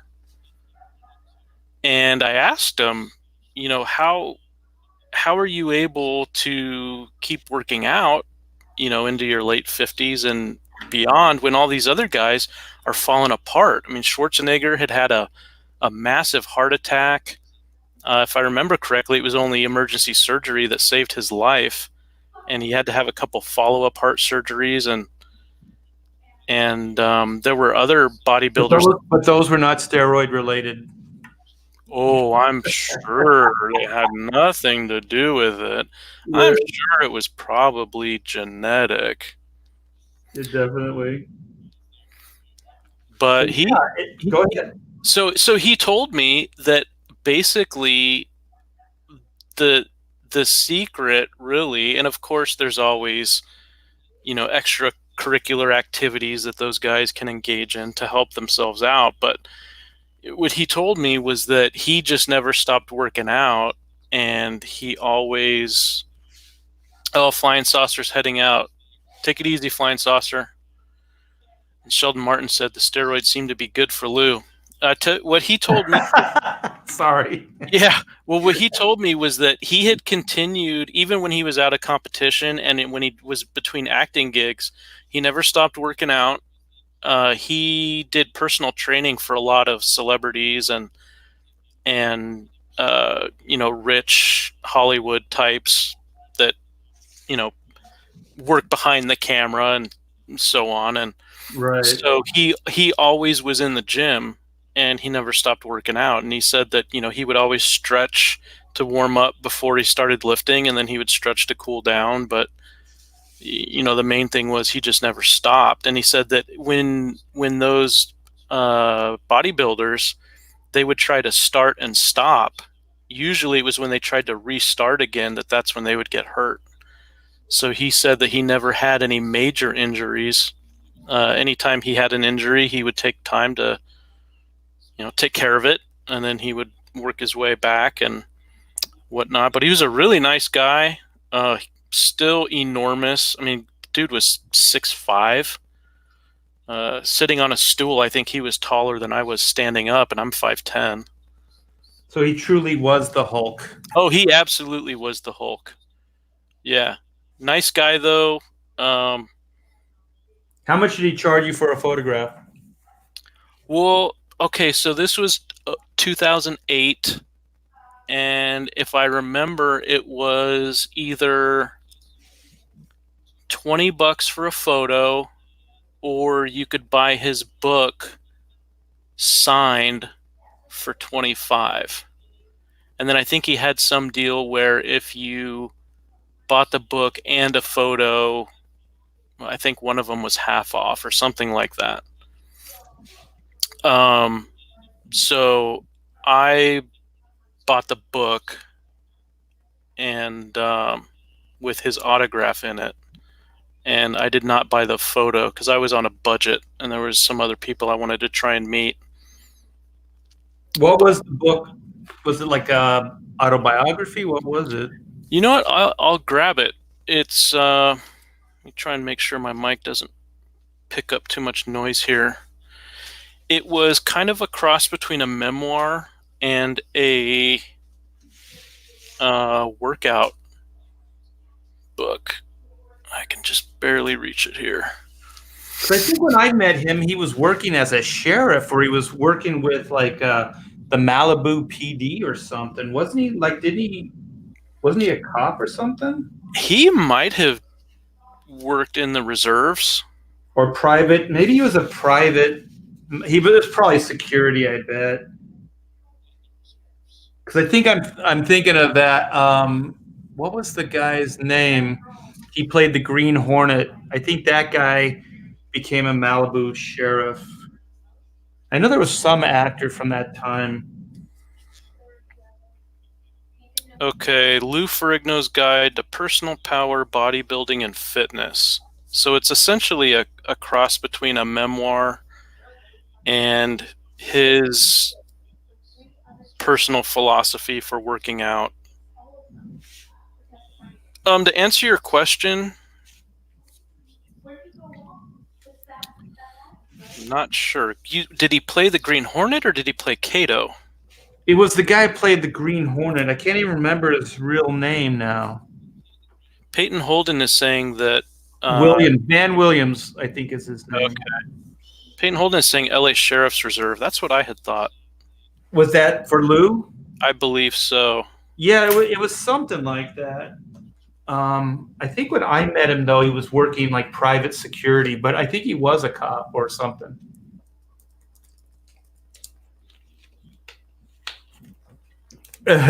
Nice guy. What do you say, Art? Peyton knows my Lou story. Oh, what is the Lou story? Oh my gosh. It's I did a whole show on it a while back.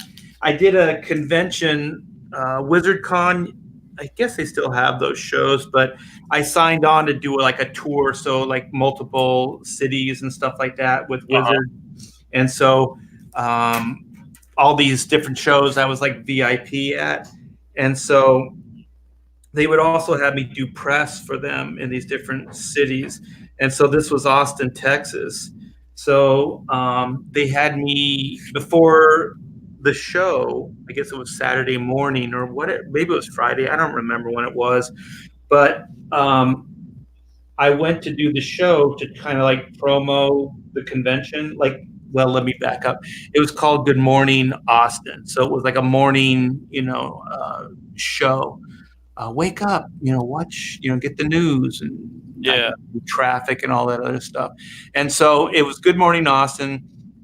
So I went to do the show, but I was to do it with Lou Ferrigno. So both of us were to represent this Wizard show that was going to be in Austin. And so we took a limo, picked us up at the hotel, and went to the site, the station, I guess, the studio. And so on the way over there, we had a great conversation. He's asking about my family, and so I'm answering, and I'm asking about his. And so we had this great conversation. I was like, I always heard that Lou Ferrigno was kind of a jerk, but he seems like a good guy. So we do the show. We're at the studio. We're doing the show, and so Lou is next to the host, and I don't think she liked him very much, to be honest. And so I kind of had this dog and pony thing lined up where I was going to draw. Like, they didn't ask me to do it; I just did it.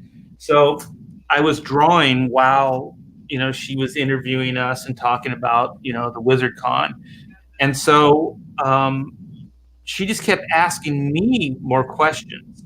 And so then she's like, "What are you drawing?" I said, "The Hulk." And so I held it up. And then Lou Ferrigno's like, "That's not the Hulk." He said, "I'm the Hulk." So he's trying to get jealous of a drawing. And I'm like, "No, dude, you're not the Hulk. You're an actor that played the Hulk." So, so that was the early sign. And so, after that, there was, you always take pictures, and I usually don't take pictures of stuff. I didn't do that. So, I look back at my life and my career and I think, man, I wish I had some photographs of these events. So now I always take a camera. I always take pictures. Mm-hmm. So I told myself, no matter what, I'm going to get a picture of this moment. So I'm there with the host, and then Lou Ferrigno's there. And so he just goes, "One picture." So fine. I handed my camera to one of the people that worked there and took a picture. But then before I knew it, we were swarmed with everybody, like all the camera people and, all the people that work on the show and stuff. Oh, yeah. Started taking pictures with us. And so about the third picture, Lou just walked off. Like, "I'm done." Because I know he charges for that, and I know he gets really upset when people take pictures and he doesn't get paid for them. So he just doesn't like that, because that's how he makes his money. So, he's walking out. So I'm like, well, I'm with that guy, so I got to go. So I had to pack up my artwork. There's some stuff I had to grab. So by the time I got outside of the studio, the limo and Lou were gone. And so it's one of those moments, like, I'm out on the street, it's cold, it's in the morning, I'm in a strange town I've never been before.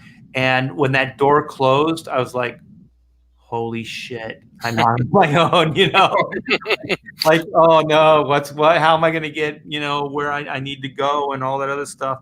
Literally left out in the cold. Literally. And so it was hard to get in there because they knew they were expecting us, and then we had to ring in, like get buzzed in and all this other stuff. So it wasn't that easy to get in there in the first place. So I knew I had to get back in there. So, I'm walking around, I'm ringing the bell, I'm trying to get in front of the camera so they know it's me. I'm a good guy. I'm not just some guy on the street. So they eventually let me in. And I was talking to the security guy, and I told him my situation. I go, I just need to make a phone call. So I needed to talk to, I forget his name. It's Gareb Seamus's brother. I forget his first name, but I had to give him a call. And I was like, hey, Lou ditched me at the studio. Can you send me a ride? Because I need to get back so I can do the show. And so I was there for about a half hour before the driver came back. And then the driver was the same driver that brought us there. And so I get in the car, and he's like, I am so sorry. He goes, it's all my fault, blah, blah, blah. And he made up some kind of BS thing. And I was like, listen, man, you don't have to BS, you don't have to bullshit me on this. I said, he got in the car and told you to drive, right? He said, yeah. And I said, he knew I was on my way. He did that on purpose, to leave me stranded here. And so that's my Lou Ferrigno story. Lou Ferrigno left me stranded because I believe he got pissed off because of the photograph stuff. And I don't think the interview went the way he wanted to, because he wasn't exactly the star of the show. Mm-hmm. Yeah. And a little aside, this was funny. I didn't tell this in the original story because I just remembered it. We're in the green room. We're waiting to go on. And like I said, we're hanging out. We're having a good time. So there's no reason to think there's any animosity or any trouble. And so he had just bought a new pair of pants. You could tell because you know how they have that sticker? It's got the sizes. I don't know why they do this now on pants, but there's this little sticker that's on the pants, and it's large, medium. It's got the thing, and I guess there's a check mark on it or something. Mm-hmm. So he had that on his pants. And so I was thinking, man, I could be really twisted and get a good laugh out of this if he goes on with the sticker on his pants. You know what I mean? The only one to think it was funny was me. But I was like, no, I got to be a good guy. I'll tell him. So I told him that the sticker was on his pants. So I actually saved him from embarrassment. And then the guy left me stranded. Oh, wow. I thought this had happened afterward, but he ditched you after you had already done him a favor. Yeah. Yeah. This was before we went on when that sticker was there. We're waiting in the green room to go on the show. And I just go, hey, you got something, on your pants there. And they definitely would have seen it when he walked in there. It would have been in there the whole time because it was a big ass sticker. Wow. Yeah. It's interesting. So my convention experience is very limited.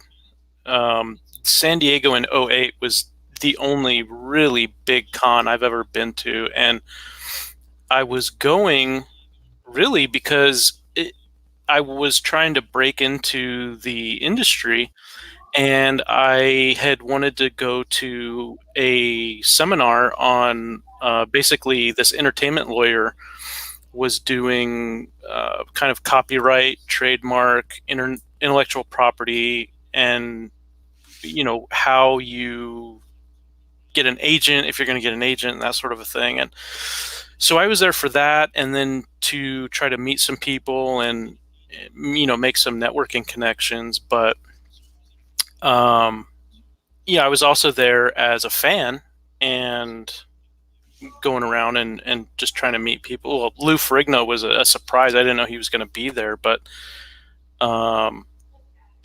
Peter Mayhew was there. That was cool. And then there was quite a few others, including Lonely Virgil. Who's Lonely Virgil? I'm surprised you're not aware. He is a guy. His real name is Mike something. He used to be a professional wrestler back in the WWF when it was still F and not WWE. Okay. And his character was bodyguard to the $1 Million Man, Ted DiBiase. Okay. And so he never really made it on his own. He was always the $1 Million Man's sidekick. And if I remember right, there was a storyline or two where he went out on his own, but he never really won the crowd over. So he never did very well on his own. Well, flash forward to some time in the 2000s, I think it was. I don't know exactly when, but he started going to conventions and, just selling autographs and photos and stuff like that. Well, at some point, and I don't know exactly when it started, but attendees noticed that nobody was ever at this guy's table. Uh-oh. And so if you go into your internet browser and do an image search for Lonely Virgil, you'll find hundreds, if not thousands, of pictures of this guy at shows with nobody in front of his table. And, he's either on his phone or he's fallen asleep or he's eating a hot dog or something. But so Lonely Virgil wasn't just a clever name. He actually was Lonely Virgil.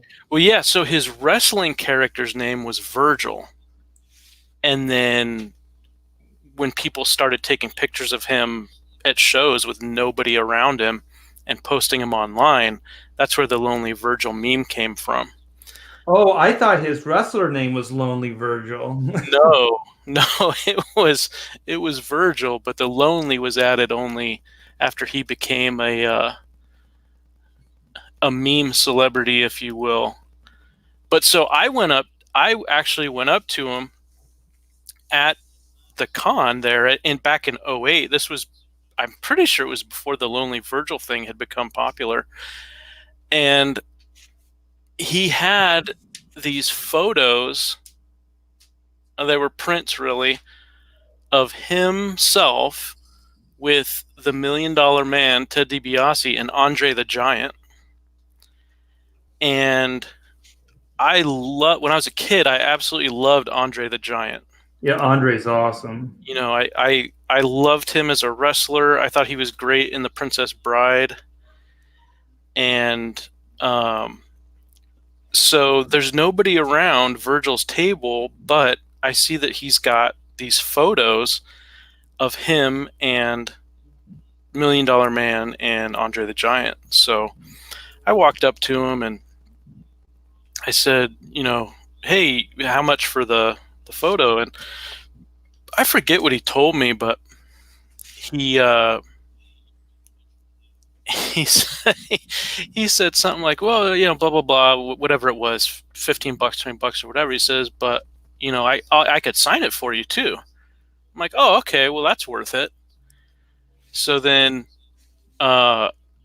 he signs it, he personalizes it, and then he hands it to me, and he goes, photo plus signatures $30. That's cool, right? Oh man. And I hesitated for a second, and I'm thinking, no, that's not cool. On the other hand, it's so surreal to be standing here trying not to laugh in this guy's face. I'm tempted to turn around and walk away. But on the other hand, this is turning out to be a great story. So exactly. I'm going to give him the $30 because the photo has Andre and the $1 Million Man in it. And then he's got his little scam that he's running, and then he's personalized this photo to me. Yeah, I'll give it to him. So it was half pity, half amusement. I gave him his $30 and I walked away with my autographed photo. Yeah, he made a pity sell. Now, have you been at conventions where there's been somebody there and they were either caught running a scam or they weren't, not necessarily by the convention staff, but by attendees who kind of called them out on what they were doing? Not celebrities, but there was this guy in San Francisco, and it was Capullo and I, and we were sitting next to each other. I think we were both working on Spawn, and we're doing our thing. And so, God, what was it? Somebody comes up and says, oh, after I get it signed by you guys, I'm going to go get it verified, or what do they call that? Like where you have like a certificate of authenticity kind of thing. And he's like, I'm going to go get my certificate of authenticity. And we're like, what? And it's like, yeah, there's a guy over there that's giving us certificates, and it'll help the value of the whatever. And I'm like, I don't think that's going to help the value at all. And so Greg and I start talking, and then I just kind of went over to that guy and saw like the little dog and pony that he had going, and he had this whole thing where it was absolutely horrible. All you guys will know, this is the worst thing you could do. He to your comic. Okay, so anybody at the show that got their book signed. By the way, we weren't charging for these. We were giving these signatures away for free. But this guy's charging for these certificates or whatever. So and just one, sorry to interrupt, but I just want to get one point clear. Was this an actual artist or was this a dealer? This is just some guy that's selling like his I don't even know what you would call it, like his expertise. So one of the things, like what collectors do, is they want these certificates of authenticity, right? So if you when you would buy something from Dynamite or Dynamic Forces or whatever these other collectible houses were, they would have these certificates with the book. And so then the certificate would be from whoever set up the signing. And they would go, this is one of 100 signed by R.T. Bear. It's kind of like a notary, like a notary putting their stamp on it, like of approval that this was actually signed by this person. Right. So it was kind of like that. But the problem was, one, the guy didn't, he wasn't watching us sign these things, so he had no idea. I mean, it could have been a forgery. And when you see this, it's a dog and pony, and it's a scam. He had a jeweler's loop. I'm not kidding, Albino.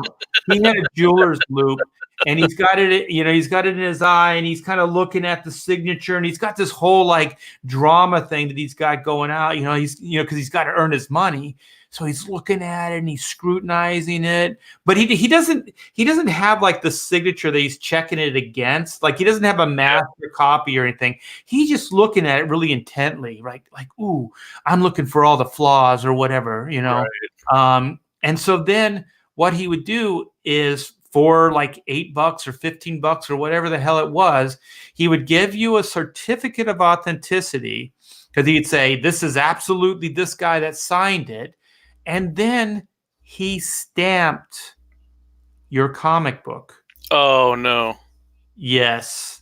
As well as I do, everybody in the chat's like, no, you don't want to do that. No. Yeah. He was stamping each and every one of these books. So he's not only taking the $8 or $15 or whatever the hell it was, he was also just devaluing everybody's collection. That is awful. Yeah. And so I watched the guy and I said, how do you know that that's, R.T. Bear's signature? And I'm talking to him like I'm not R.T. Bear, like I'm just a guy. And he goes, oh, well, I do this, this, and this, the other thing. And I go, well, but that doesn't really prove how you would know. He goes, well, I know. And I said, I'm R.T. Bear. And he's like, oh. Like he didn't even do his due diligence, right? He didn't even walk the room. Yeah. He knew that certain people were at the show, but I guess it probably didn't matter. He would have done that with any signature of anybody.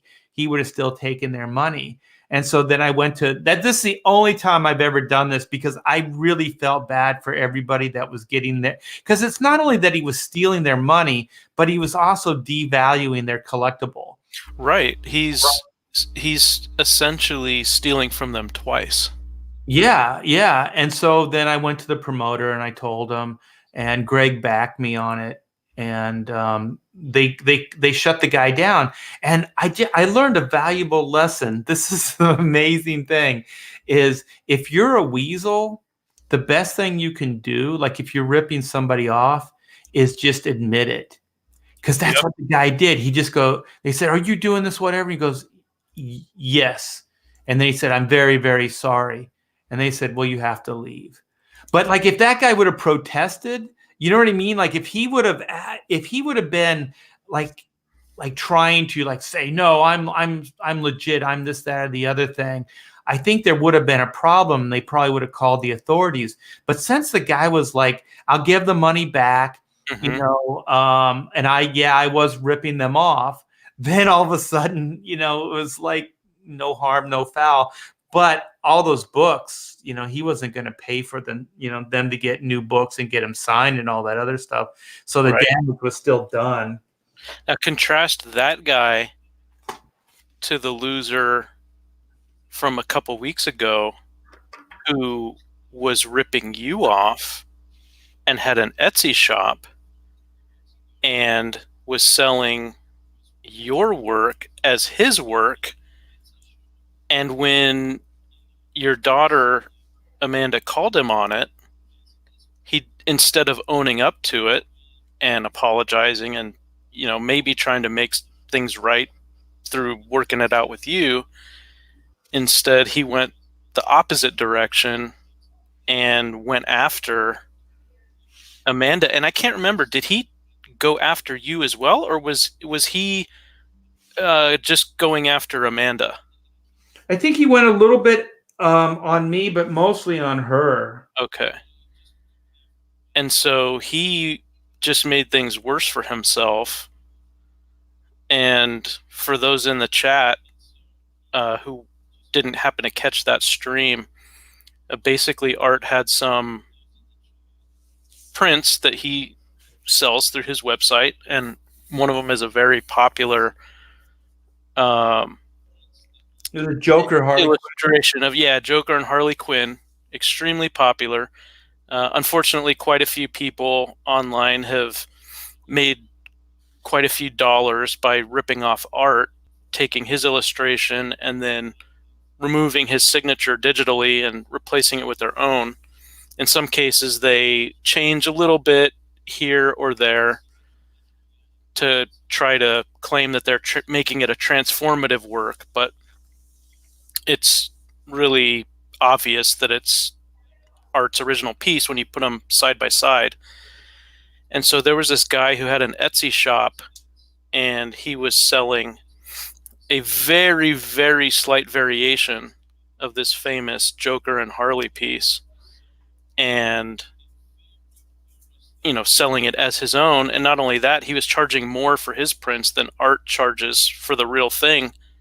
Yeah, I think you're charging like $10 more for the print. And his were like 8.5 by 11, and mine are 11 by 17. Yeah, he had some nerve. He was offering an inferior product at an inflated price. And then he was called on it by Art's daughter, Mandy, and she asked him politely to take it down and explained, who she was and who Art is. And instead of, apologizing and taking the stuff down, the guy went a little berserk. Is that fair to say, Art? Yeah, he started using a lot of expletives that I will not mention here. Yeah, he went off, man. He went crazy. Yeah, it was pretty nuts. And I think it's probably the difference between, like, because when that happened at that con, it was years ago, but also it was face to face. So I think people are different when you confront them in person versus when they can hide, on the internet. And I would like to think that guy wouldn't have said those things if he was saying that right to my daughter's face. You know what I mean? Right. But man, he said some pretty bad things. Yeah. Sheldon Martin is saying he had gold reflective inks on his prints, though. That's true. He did. So that's got to be worth at least an extra $10. Because it's real gold, and that's expensive. Yeah, I hadn't realized that. I consider myself corrected. Thank Yeah. you, Sheldon. I'll have to draft a letter of apology for besmirching this this forger's character. This poor guy. Although, Art, if I remember correctly, wasn't he, let's say, visited over the internet by a few good Samaritans who let him know that they were onto his scam and it would be in his best interest to stop acting like such a jerk to the lovely Amanda Thibert and to stop selling his forgeries? Yeah, they shut him down. That's for sure. You guys are the best. Yeah, I was very happy to hear that. Yeah, and you know what? I'm not really a vindictive person, but that guy, there was no reason for him to double down like that, because just like, that weasel at the con, just, hey, I'm sorry, here's your money back or whatever. But, to double down like that, it's pretty crazy. Yeah, he definitely made things worse instead of just diffusing the situation. Yeah, and just to back up, I have an agreement with DC Comics to do that stuff, so it is licensed. So they know that I'm doing those things. And was that something that you had to negotiate specifically, or was that pretty much a standard clause in DC contracts for artists? I don't know about standard, but they made it seem like it was like a negotiated point with me. Mm. Because also I can use the DC logo on the prints as well. Oh, cool. Yeah. So it wasn't a contract as much as just a gentleman's, but agreement. Most things in comics are done that way anyways, to be honest. They're handshake or gentleman agreement. And it was when I was negotiating for a page rate increase. And so they were kind of like, well, we'll give you we won't give you quite what you want as far as a page rate increase, but we will let you, use our logo and our characters. That was cool of them. Yeah. I mean, DC is a great company. I have nothing bad to say about them. Yeah. Now, I have a question for you, and I don't know if you keep in touch with any of the any of the Image bigwigs that you used to work with when you were at Image. I know that was quite a while ago. But do you have any idea if Image, I know they work with a lot of different creators, and those creators own the intellectual property from their projects. Right.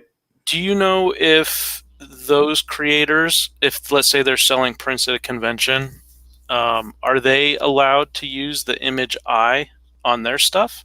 Or do you think that would have to be negotiated for them as well? That's a good question. I've always used the Image eye and never really asked for permission. But it was always to promote something I was doing with Image. You know what I mean? So yeah. Yeah. So I think as long as it's related to, promoting the book that's coming out from them, I don't think they'd have a problem with it. But if somebody just slapped an Image logo on their, one of their IPs, I think they would. Warzard, the board Time Lord, is asking if your negotiation to be able to use DC's characters and their logo, if that was payment for your old headhunting gig. And he said, just kidding. I think it would have taken more money than that and more than that to have me, do something like that. Yeah, if for anybody who's wondering what that's in reference to, not too long ago, correct me if I'm wrong, Art, I want to say it was maybe a month or two ago, you told a story about how you were falsely accused of stealing talent. And not only you were working for Marvel at the time, and you were accused of not only stealing talent from Marvel and sending them to DC, but you were accused of being paid by DC to go headhunting at Marvel while you worked there, and then somehow convince artists to leave Marvel and go work for DC. Yeah, that's pretty much in a nutshell. Oh, that sounds completely reasonable, and I have no idea why you would ever get irritated at hearing something like that. Yeah, and the thing is, like, how much money would DC had to have paid me to make it worth my while? They would have to pay me a ton of money because I'm working on the two best books at Marvel Comics. So the two best gigs in comics I was already doing. What was DC going to offer me? And also, you know, I can be persuasive when I want to, but man, could you imagine like how charismatic I would have to be? Like, hey guys, yeah, look at what DC's got to offer. We should do that. You know, Yeah, like, the dynamics don't even work. Like, it's just crazy to think that somebody would be that charismatic that they could actually woo somebody that has any intelligence over to like another company that actually couldn't even offer them as good of a gig as the one they have right now. Right. Well, I think that I think my favorite part of the story was when you were confronting CB, or was it? I can't remember if you said that it was CB who actually formally accused you of it, but CB and Joe Q were both involved. Is that right? Yeah, and this guy named David Bogart. David Bogart, that's right. So executive VP of sales for Marvel, something Yeah. along those lines. But I think my favorite part of the story was when you just confronted them and essentially said, okay, well, let's use some basic logic and apply it to your claim here. And then you completely dissected it, and they really had no answer other than, well, we've got it on good authority. Yeah, when I said, who told you this? How did you find out this? Then they were like, yeah, we can't tell you that person. Yeah, we can't give up a name, but we know that you did this. And there was no real answer to your question of, one, how is it you think that I could talk anybody out of their job? Two, how is it you think that anybody at DC would pay someone at Marvel to do this thing you're accusing them? And then three, who in their right mind would cough up the amount of money it would require to convince even one artist to do that, let alone however many they were accusing you of? Yeah, it's absurd. The whole thing was absurd on the face of it. There just isn't that kind of money in comics, and that would also be giving me way too much credit. Like I could, persuade them. And the funny part about it was that DC had made an offer, but they made it directly to Dave Finch. They did not make it to me. They asked Dave Finch if he wanted to follow up Jim Lee on Batman Hush. And so it was Dave that came to me and asked me what I thought and would be willing to move over to DC and work with him on Batman because he really liked my inks. And so I'm the one who told Dave, I said, it's not a good idea to follow Jim Lee. I did it on X-Men. It's kind of it's a tough scenario. You're a good artist, and it could work out where you could, I don't know, increase the sales. Mm-hmm. But Jim Lee had just broken all sales records with that series. So lightning does strike twice sometimes, but not very often. So I said, right now we're working on Ultimate X-Men, which is a way better gig in the long run. Trust me. It's always in the top 2 or 3 books of sales every month. It's a continuously good selling book, and you're not following Jim. The only reason I wanted to do it, and now I kick myself, because I absolutely love Batman. Batman's my favorite character in comic books, and it's still a character that I don't have a really good run on. I've done some issues of Detective Comics and things like that, but I don't have a real significant run on that book. So, I think, wow, that would have been pretty cool. Dave Finch and myself working on Batman, and later Dave did do a Batman run. But the thing is, I'm the one who talked Dave into staying at Marvel. You know what I mean? Yeah, it's ironic that, what they were accusing you of doing, you not only did not do, but then it wasn't that long afterward that Dave, he had been courted by DC, and he decided at some point to go ahead and leave anyway. And so Marvel lost you for no good reason, and then they lost Dave anyway. And they lost Mark Bagley, who was the other guy I was accused of stealing. Right, and Mark Bagley went to DC as well. and who inked him? I did. Yep. It's pretty funny, Marvel. But the reason they did it, I'm convinced of this, was to send a message to Mark and to Dave, because they knew that DC was wooing them and DC wanted them over there. And they threw me under the bus as a sacrificial lamb to make an example. We destroyed this guy, we could destroy you guys too. And so I think that's why they did it. Well, it seems like, from what I was not in.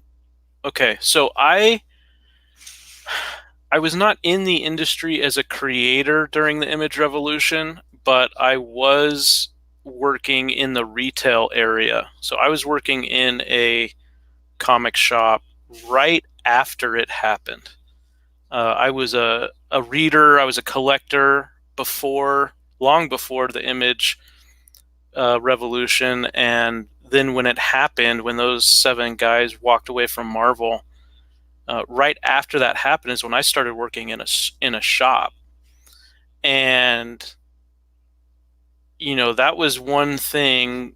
If it was the equivalent of a New Year's Eve party in Times Square and a victory parade after the end of a world war and putting a man on the moon. Well, I'll roll that into one. Wow. That's kind of the level of excitement in comic books, at least in Southern California when I was working there. I mean, it was all excitement all the time as far as Image was concerned. Now, the irony was that I really didn't like a lot of the Image stuff.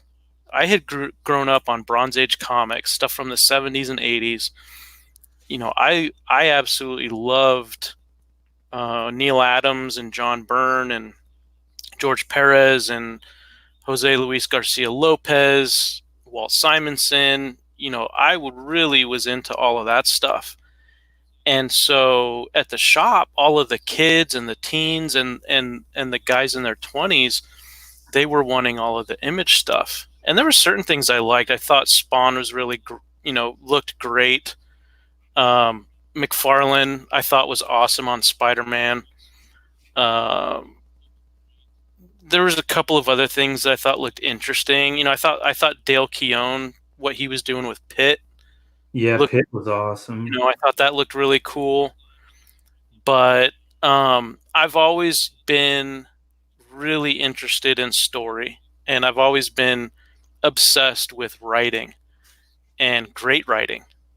And I just wasn't seeing that in Image at the time.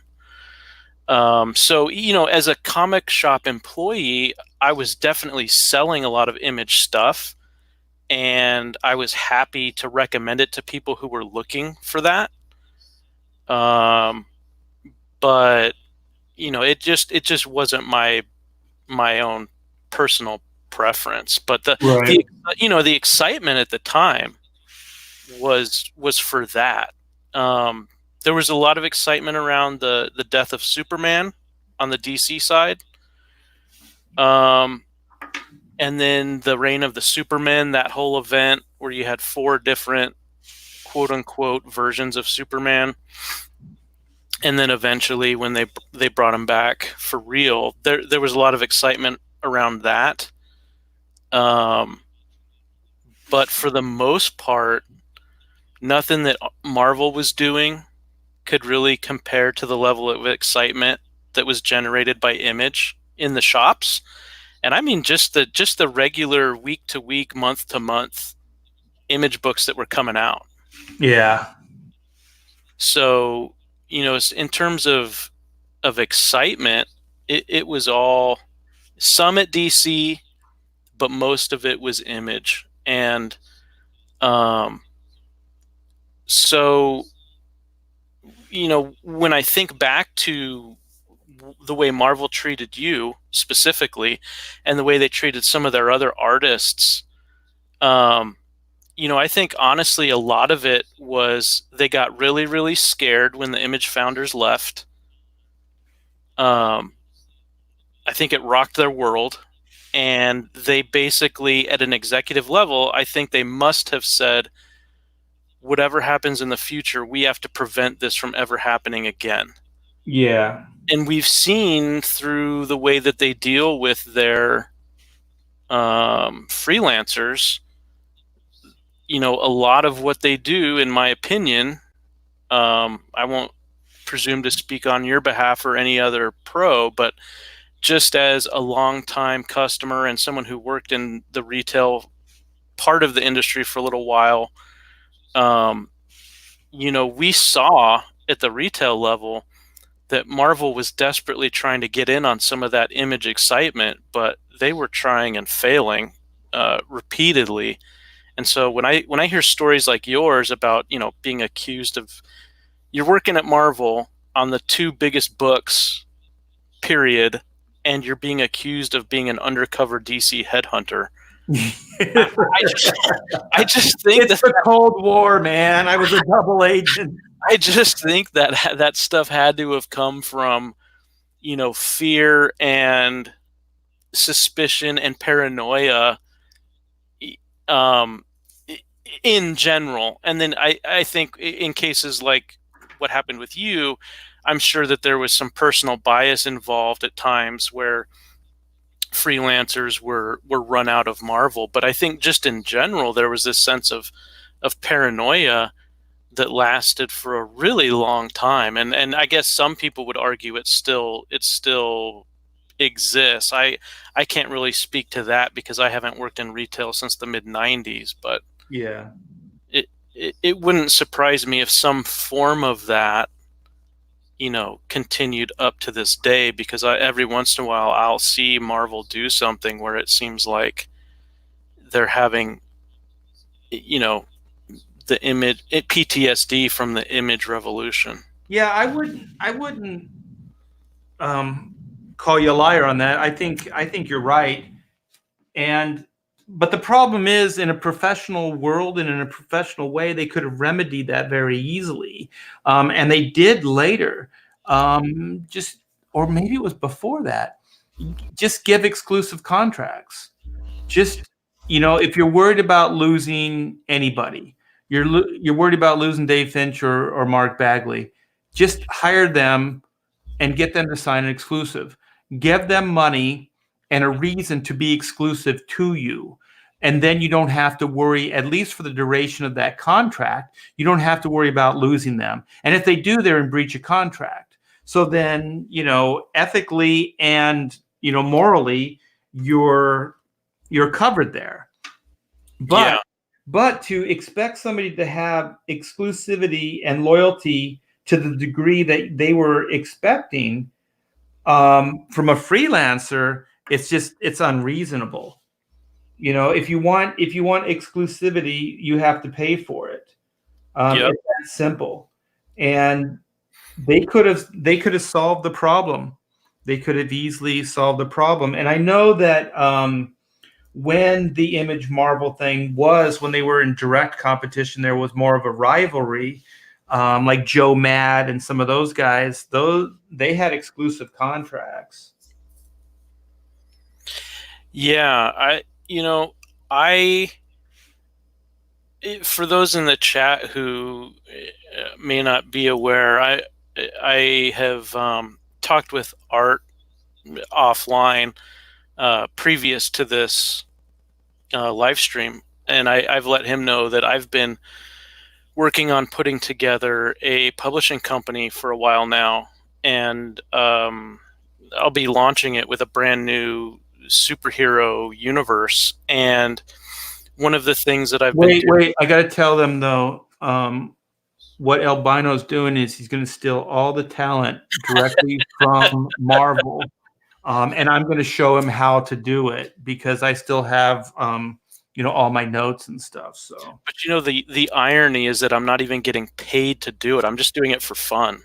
You're just doing it for vengeance. Yeah, just for kicks. So anyway, the reason I bring it up is because I have been speaking with artists in the industry, people that I know for a fact, some in the chat know, and I've been just checking their availability and finding out who is locked down on exclusive contracts and who's available for freelance work. And I was talking to one particular artist recently, and I was surprised when I was speaking with them, and they let me know they were on an exclusive with one of the big two. And the thing that surprised me was that, and I don't know, Art, maybe you've got some insight into this, because I know you've had a experience with exclusive contracts with the big two, but they told me that they were not able to do any comics related freelance work at all. Not just interior work or cover work, but nothing, not even a concept piece. For another rival For company? any freelance publisher, any independent publisher or anybody, they couldn't even do concept art. Essentially, the way that they're exclusive with this big two publisher that sounds about right. Yeah, that they can't even do concept work. I think it depends on who it would be for, though. Like I think those exclusives. I don't know how detailed they get, but I think if anything is like a rival comic book company, then you would be in breach of your exclusive, even if it was independent. But I will tell you, when I wanted to do, I think it was Chrono Mechanics. I did a couple different books in the past, but it was one a couple years back, and I asked them, like DC, if I could do this project, and they said yes. So, sometimes you can talk to them and you can work things out. I think it depends on how threatened the source is. You know what I'm saying? And what time commitment it would take.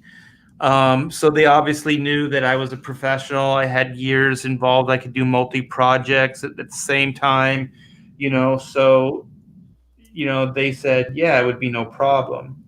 I'm not saying that they would do that for everybody, but sometimes they will make an exception like that. Yeah, the one part that surprised me was that the contract prevented them from even doing concept work, because I'm familiar enough that I know if someone's on an let's say they're typically illustrating interior pages, and maybe they do a cover once in a while. I would expect that an exclusive would mean that they're not allowed to do interiors or covers for any other companies. But the part that surprised me was that this particular contract even prevented them from doing concept work. Essentially, if it has anything to do with comics and comics art, they're prevented from doing it. Yeah, because they just don't want the competition to benefit from that talent when they're under their contract. So Yeah. I can see them doing that. And like I said, like with me, I think they just assessed that I wasn't a threat. Hmm. You know, like oh, he's going to do, you know, chrono mechanics. That's not really a threat to, you know, us. So if it's going to keep him happy, then we'll let him do that. So I think there's ways, but it just depends on the individual and the company itself. So I can see them doing that. You know, if the person's maybe a little slow, or they're a little uncertain about the person, that maybe they would just go, no. You know, any work for a rival company, you know, comics book, you know, publishing company is out of the question. You know, so I can definitely see that though. Yeah, I hadn't thought of it at the time, but as we're talking about it, it would make sense that they wouldn't even want their exclusive artist, writer, whoever, to, even if it's something as innocuous as a piece of concept art or promo art for something, they wouldn't want to take the risk of that creator developing a positive relationship with another company, and then that could possibly lead that creator into thinking, oh, well, you know, maybe it's the freelance work I'm doing, you know, that was a good experience, blah blah blah. And then if the person hiring them wants to work with them some more, that could potentially, from the corporation's eyes, lead into them losing that creator. Well, then again, like, just to go back to the original thing, they signed an exclusive. You know what I mean? They're exclusive to that company. Yeah. So that means that you're not to work for any other publishing company in any capacity at all. Right. So they're paying you to not do that other work. It's a good move from a business standpoint. I think it's a great move, and I think if, you know, what Marvel could have done, instead of, you know, make an example out of me, gave those guys exclusives, I think it would have been a better way to go. But I think what they were doing is I was the cheaper solution. I think they were thinking about saving money, so they could throw me under the bus, you know, keep those guys running scared, you know, that they were going to lose their job, so that they won't even look anywhere else, and then they don't have to pay them exclusives. I think I was a way to not pay, you know, them exclusives. I was a cost saving solution, Yeah.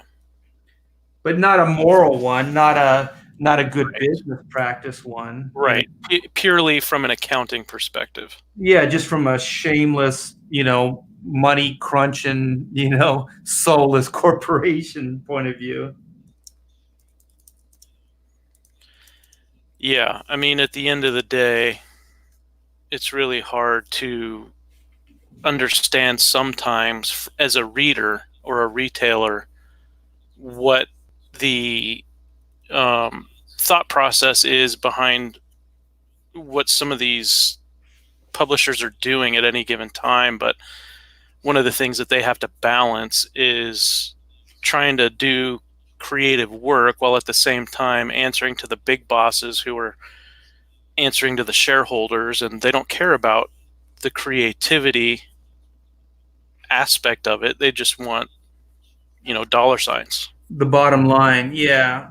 I mean, it is commerce, and I do understand, you know, a lot of that.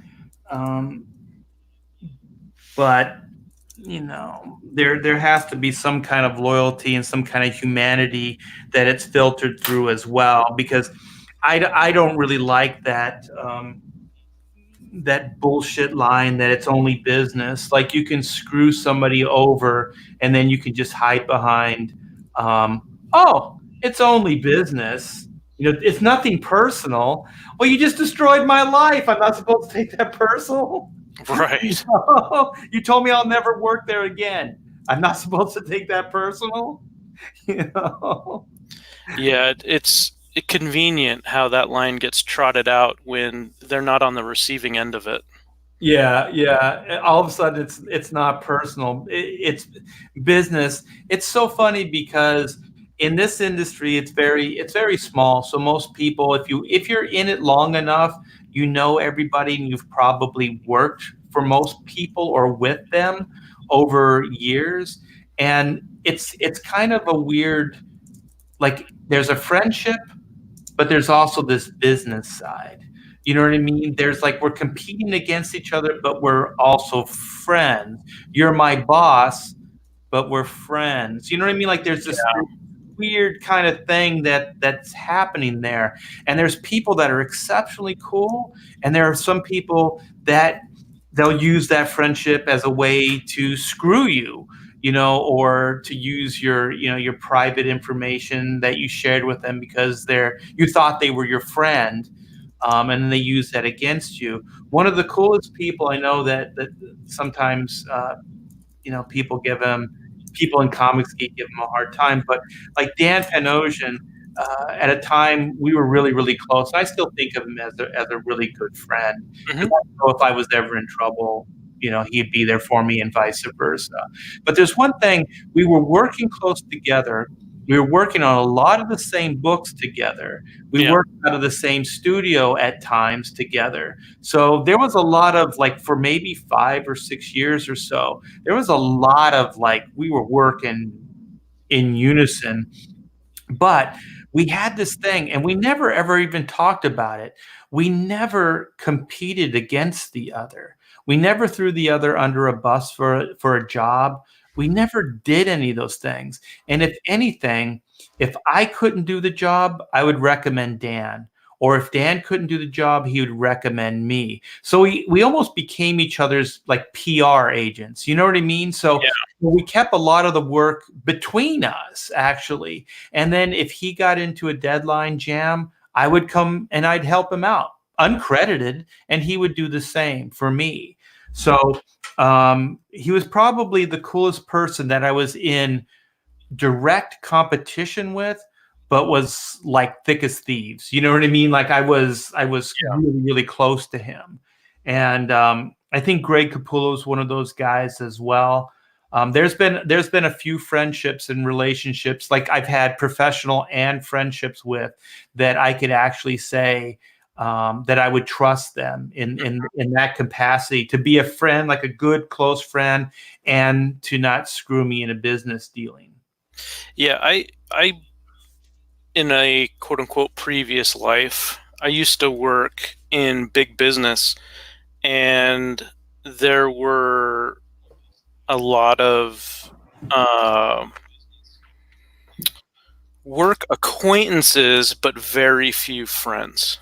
Yeah. And it's the type of thing like what you were saying. I'm sure that when you're on the convention circuit and you're seeing a lot of your peers, there's a lot of times where you'll go out for dinner or drinks or whatever, and there's a lot of people you're friendly with. But if you were to go around and ask those people off the record who their real friends are, most of them would probably be able to count them on one hand and not use their thumb. Right. It's just, I think that's typical in work environments. I think it's pretty rare if you're in a work environment where, everybody is really, truly friends with each other. But you would hope that in a healthy work environment, you don't have to all be friends, but you can expect that people aren't going to be stabbing you in the back as soon as you turn around. Yeah, a mutual respect goes a long way. And I remember early on, Pamela used to tell me, my wife, she used to say, you treat everybody like they're your best friend. And the thing is, I don't know how else to be.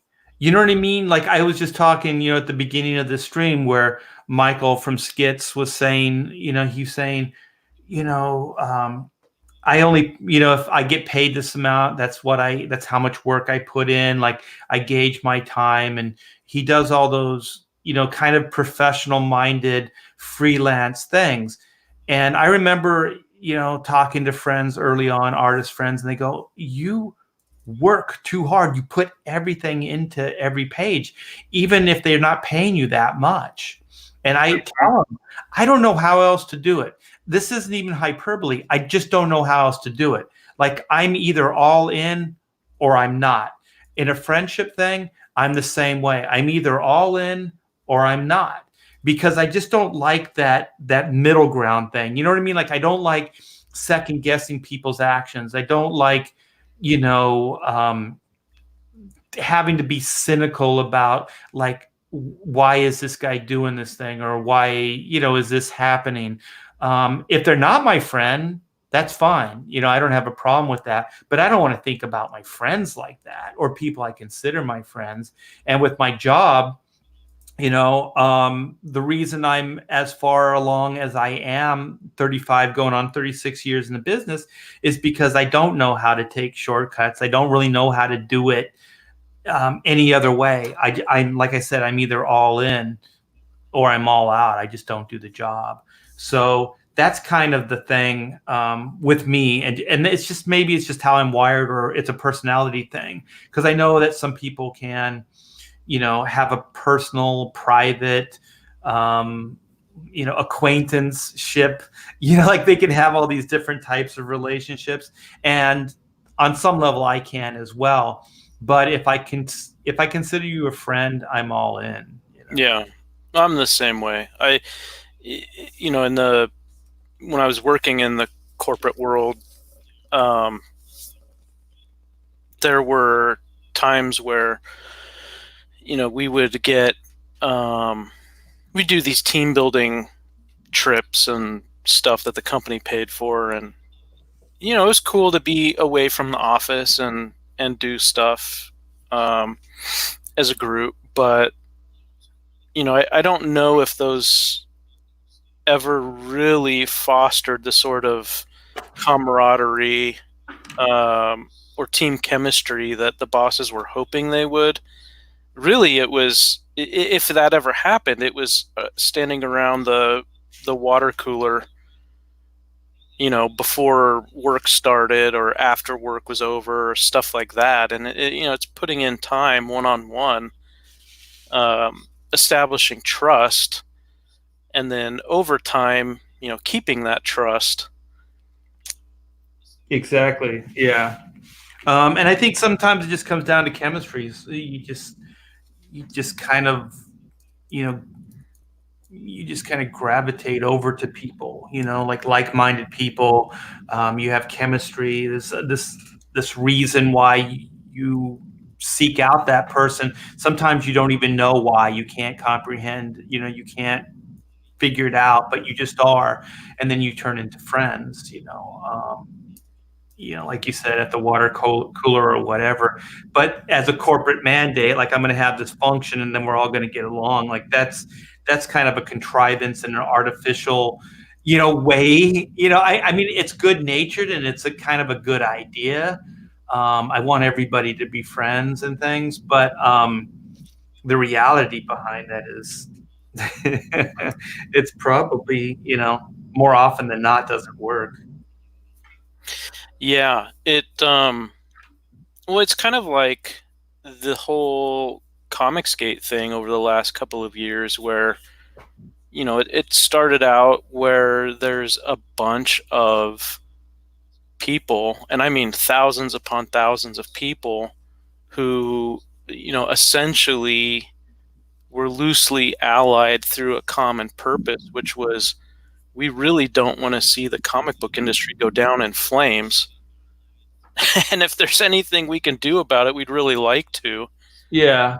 And that I still believe that even though a lot of different things have happened in the last couple of years in indie comics, and some people have said I'm Comicsgate, or some people have said I used to be but now I'm not, or I used to not be but now I am, or whatever it is, I still think that, at the end of the day, most people would say that they're they still have that common purpose, even if other stuff has gotten attached in the meantime. But I would think that, in the corporate world, it's a lot of it is, hey, we don't all get along, um, but we all are allied at least in this common purpose, whatever that is, that we're getting paid to do. And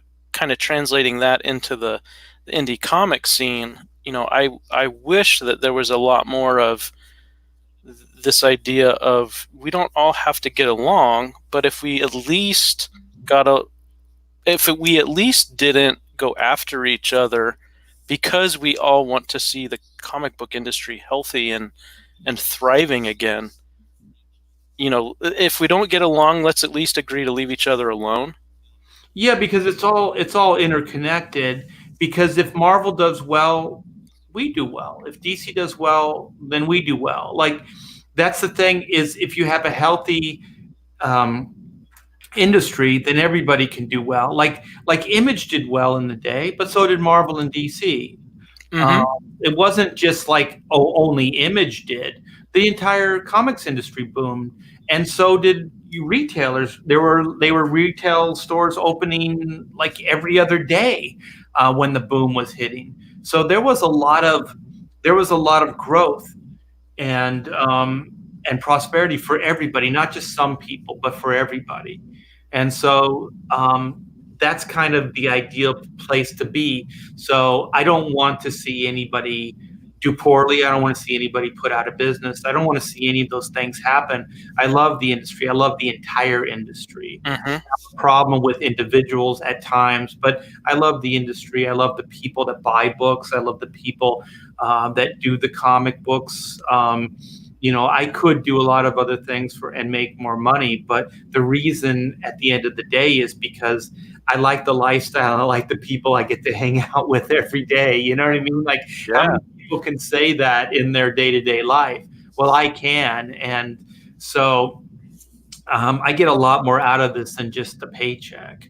And that's the great part about doing what I do and what this industry is about and what the chat is about and just hanging out. It's a blast. I smell tacos. This is taco night. So I'm going to start winding down a little bit. I want to show you guys a little bit closer up a version of what I'm doing, because I know sometimes the camera isn't always the greatest, but I'm mainly working on the last panel here. So here's kind of what I've been doing. And so I started a little bit on that panel there. And here's the page I did yesterday on the live stream. So this is pretty much done here. I wish I could show the whole page in a close-up like this at one time, but I can't. And this darn light here is, there we go. So that's it. This is 58 and this is 59. So we're closing in on finishing up Chrono Mechanics Retrofit. So thank you guys so much for hanging out. And thank you, Joe. This was a blast, man. I know we've been talking about it for a while. Oh, it's my pleasure. Thanks for letting me come play in your playground. Yeah, we'll do this again. I think this went really well. And we'll try to figure out how to share things better, because I think that's the fun part, is where we can do show and tell, where we can talk about something and show things. And I'd like to do some articles as well, and maybe some other stuff in the future.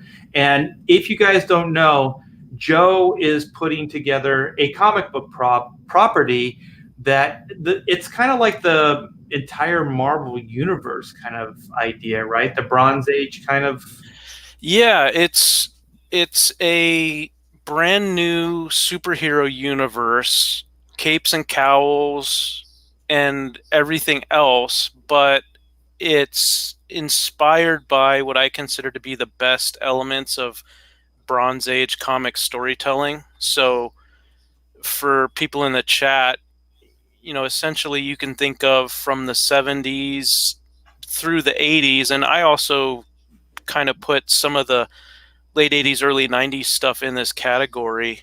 But it's very much, kind of the DC and the Marvel storytelling that was going on in the late 70s through the 80s and into the early 90s. But it does not have any of what I consider the worst elements of modern comic book storytelling, and it's a universe that's set in modern day. It's essentially an alternate timeline, if you will. So it's Earth, it's the real world, and the plan is to introduce the universe through a 12-part story that the plan is to release 3 volumes through crowdfunding, and each volume would essentially have 4 issues worth of story. And there's a lot of influences from Bronze Age comics. So, for example, in volume 1, let's say chapter 1, there would be a page that you would see which would remind you of the title pages from the old Bronze Age comics. And then you would get, in volume 1, you would get, let's say, 4 single issues worth of story, somewhere in the neighborhood of 88 to 96 pages or so. And then the goal would be, if the first volume can get successfully funded, then eventually the second one, and then the third one, and then that 12-part story would introduce the entire universe, a big cast of characters, and it would set up a whole lot of other storytelling opportunities that I would like to follow up on, both with myself handling writing, but also inviting a lot of other creators, writers and artists, and editors and letterers and so on and so forth, and inviting them to come play inside my playground, which would be something that honestly, it's designed. I have spent over a year and a half developing it, and I'm not exaggerating when I say that it's got everything that you would find in terms of environments within the Marvel or DC universes. So there's street level heroes and villains, there's cosmic level stuff, there's outer space, there's underwater cultures, you name it, the potential is there. The growth potential really is unlimited. That's cool. Yeah, I just got this book here, so I'm sorry. I'm like I just got this through the mail from Marvel. So is this would this be considered Bronze Age?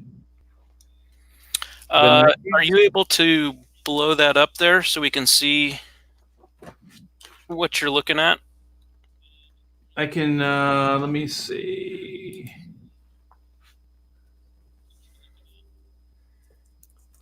So this is like 90s X-Men Onslaught. It says 81, collecting. What is this? Collecting 81 through 91. So is this Bronze Age? I know we had a talk. Like, what is Bronze Age? So essentially,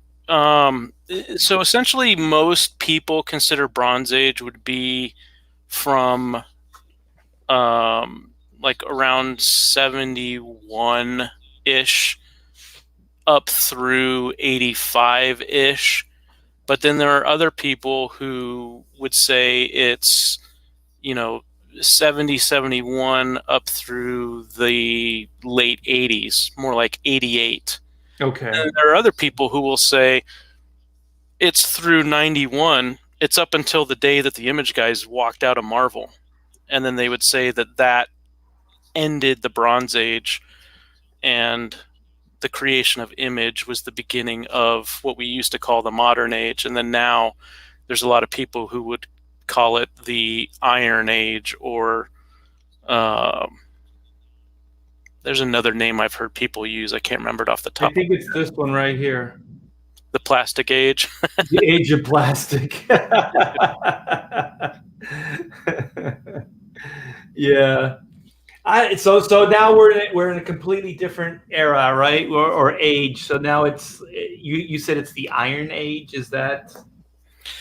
I know I've heard and read a lot of people say that the Iron Age started with Image and lasted through the last few years, and that now we're transitioning into another age of comics that is to be determined. The age of soy. I sure hope not. I think that's what Wizard. What does it say? The Wizard, the board Time Lord, is saying. I think that's what he wants. More soy in the comics. He has spoken. I hope not. I hope. I've seen more than enough of that for the last 10 years or so. Yeah. We should get past that age and start moving into the age of Comicsgate, the Comicsgate era. Yes. Well, it's interesting. There's a retailer who has a YouTube channel. He goes by the name of Perch. I think his YouTube channel is called Comics by Perch. He's pretty active on Twitter, and he's been doing videos for I think a little over a year, and he talks a lot about the industry, both from a retailer's perspective and also a longtime customer's perspective, because I think he's been doing the retail side for about 30 years or so. And then I think he's been collecting for over 40 years. And he talks in a couple of his videos about the different comic ages. And I agree with him in the sense that usually people measure these things in intervals of about 15 to 20 years. Okay. And most of the people who kind of track this stuff and try to make official declarations are saying that we're overdue by about 5 years.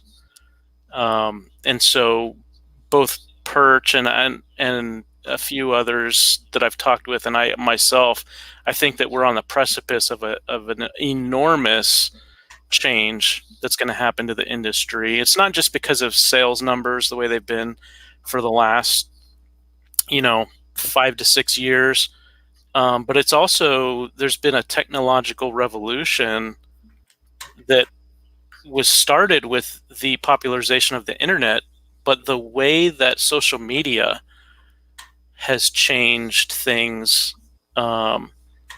and I think that the big publishers have been very, very slow to adapt. I think some of the small indie publishers have done a good job of jumping on it and using social media to their advantage, but I don't think the industry is going to collapse the way that some people think it will. But I do think it will go through a drastic change. Now, to a lot of people, that may feel like a collapse because it will be the end of something that they had always known. But, I think for the most part, things will be very, very different as opposed to completely going away.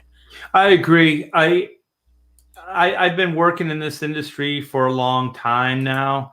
And every so often you hear this kind of talk, and sometimes it gets really intense. When I broke into comics had no future. You know what I mean? And then, a short decade later, the comics boom hits. So things like this do happen, and there's conversations where, there's some serious doom and gloom, being thrown about. I think somehow the comics industry always figures out how to kind of rebrand or fix things. The big difference, but I think comics have always had these kind of obstacles. Now that I say it out loud, is that there's competition. There seems like there's more competition nowadays, and the competition is that that people aren't reading periodicals the way they used to. So it's kind of shifting over into the internet. People will read; they do read. They're just not reading printed material the way they used to. Mm-hmm. So I think, when they say like comics isn't working, I just think it's also just a sign of the technology. Like all periodicals are hurting. You know what I mean? It's not just the comics industry. Oh yeah, for sure. Yeah, all those things are happening. So to say that the comics industry is exclusive, like they're dying, just unto themselves and nothing else is hurting, I think is not being completely honest. I think that all periodicals, all publications are hurting right now. And I do think this is what I think personally, and I'm going to have to wrap this up, is that I think the internet, I think what we're doing right now, I think bringing it to the people is the way to go. I think this is the future. I think, and the cool thing about what we're doing is that the other publications, like the other companies, can't do it. Marvel and DC will never be able to have this kind of personal connection with people the way that we're doing right now. So that's one thing going in our favor. And then I do believe, and I know I'm going to get a lot of pushback on this for saying this because there's a lot of people that don't agree. I think that comics, like online comics, is going to be the way to go. I just don't think anybody's using any imagination with it or embracing the technology or willing to put some kind of R&D into it to make it work. Everybody's kind of waiting for somebody else to do it and make it work. I think Marvel and DC could do it overnight if they really wanted to, but they don't. And I think it's because there still are retailers out there, and there's still this company called Diamond that they're beholden to, and they don't want to make these major changes because they don't want to potentially hurt, those people's business. Mm-hmm. But I think to grow, we're going to have to do something, because the reason I think like the internet and selling comics and bringing comics to the audience through the internet is so good is because we can hit a world audience with very little overhead. Like we don't have to have warehouses. We don't have to print the material. We can put it out there in a speedy, fashion. We can probably, and we should charge less for it, and just, you hit a world audience. I have a lot of ideas about how to make it work. Way too many to sum up here, but one of the main things you can do is just to have all these books translated. So you could have a world market, and all they would have to do is when they download the book, they would pick which version they want, Mm-hmm. and they pick their own language, and then they can read that book. I think that we really could change things. And I think Marvel and DC could really, really do something. And who knows, Joe, maybe you'll be the first one, because you're talking about doing a universe. The reason I think Marvel and DC could do well is because they could share a universe very easily online. So they have back issues, they have stories that they reference constantly. So like those old editorial notes, and they still do it from time to time. Could you imagine if that was an online comic? You could just click on that like an icon or that editorial note, and then you could download that comic book or that story that it's referencing. Or if there's a character that you don't know and you want to keep, the writer and the creative people want to keep the story going and don't want to explain who Black Cat is, then you could click an icon, and then you could go to a file that will explain who Black Cat is. And you can get that character's bio and everything about it, and maybe even potential stories that define that character. So later you could read those books.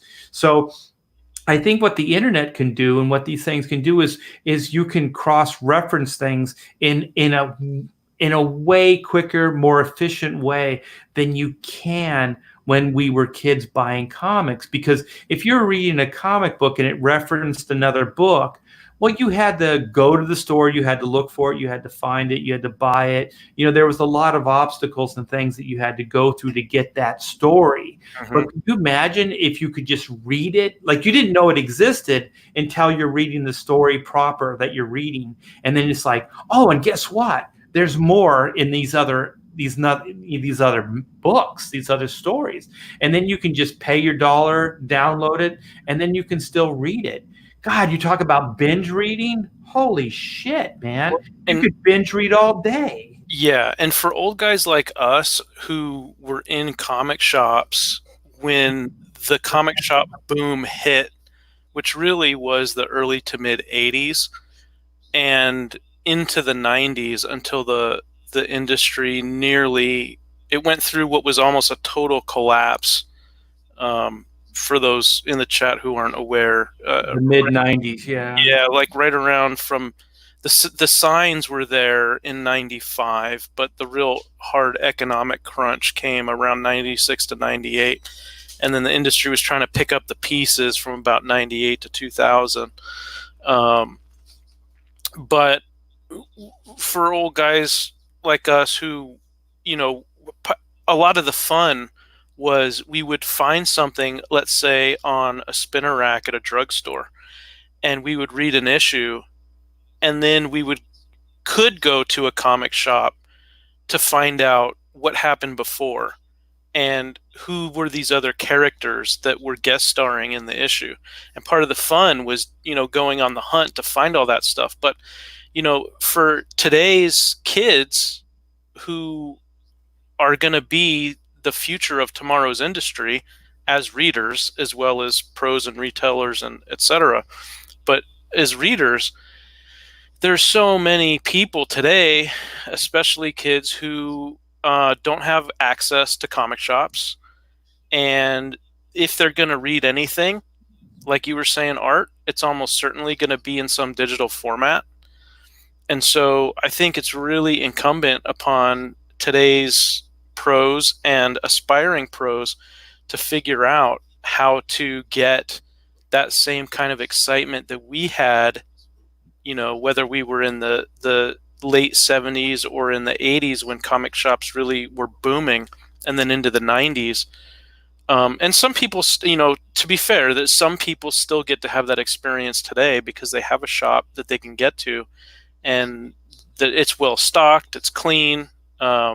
The owner or the employees are glad to see the customers there, and they still get that great comic shop experience. But for the majority of people who don't have that, I really think it's incumbent upon us to provide almost like the comic shop 2.0 experience that somebody can get if they just have an internet connection. And some of the stuff you're talking about, Art, I absolutely agree with everything that you were saying in terms of Marvel and DC could have a really great online reading experience if they really put the effort and the time and money into it. And I think that whoever can really crack that and present it in an affordable way is going to be not only very, very popular with the readers, but they're also going to make a boatload of money. Yeah, and they'll set an example for the rest of the industry. There'll be other people that are going to use that model, that business model, and that we can all then prosper. But it just has to be that one person or that movement that leads us to that. And I think that what we're doing right now, at the very least, is a credible source of a way to start moving in those directions. People in the chat are talking; they're telling us what they want. Yep. They're saying that this is where we want to see things headed. So I think this groundswell, it probably has its finger on the pulse of the consumer way more than most, and it's also it's also something, and I said it earlier, but I have to say it. Marvel and DC, I've worked for those companies. They're never going to be able to really do this stuff. Yep. What we're doing right now. They would have to pay those people to do it. They'd have to script things. Like, it would just be so artificial and weird and contrived, and it would be an obligation of an artist to do those things. It would be as boring as talk shows have become, where there's a starlet and they're promoting their newest movie, and it's pretty much Jimmy Kimmel, all that stuff. It's all scripted. It's boring as all hell. No one's saying anything off the cuff. No one, you know what I mean? It's just so boring and contrived. At least this, like, there's people that are actually, for right or wrong, they're saying how they feel. They're saying what they would like to see. And I think it's an interesting time. It's definitely a transitional time. But it's an interesting time too, and I have a lot of hopes. And I like what Wizard said here. Innovators aren't in the big two to pull it off. It would take a fan millionaire to shake them out of their stupor. And I agree. And I'm just going to leave it with this. And I think Joe's the guy to do it. He's got the ambition. He's got the IP idea. Let's throw a bunch of money at Joe and let him create an online universe. Would you like to know a secret, Art? As long as it's quick, because that taco smell is driving me crazy. It's quick. Just between you, me, and our friends here in the chat. Yes. I absolutely agree with what you were saying about innovation and trying to make that online experience something really worth experiencing.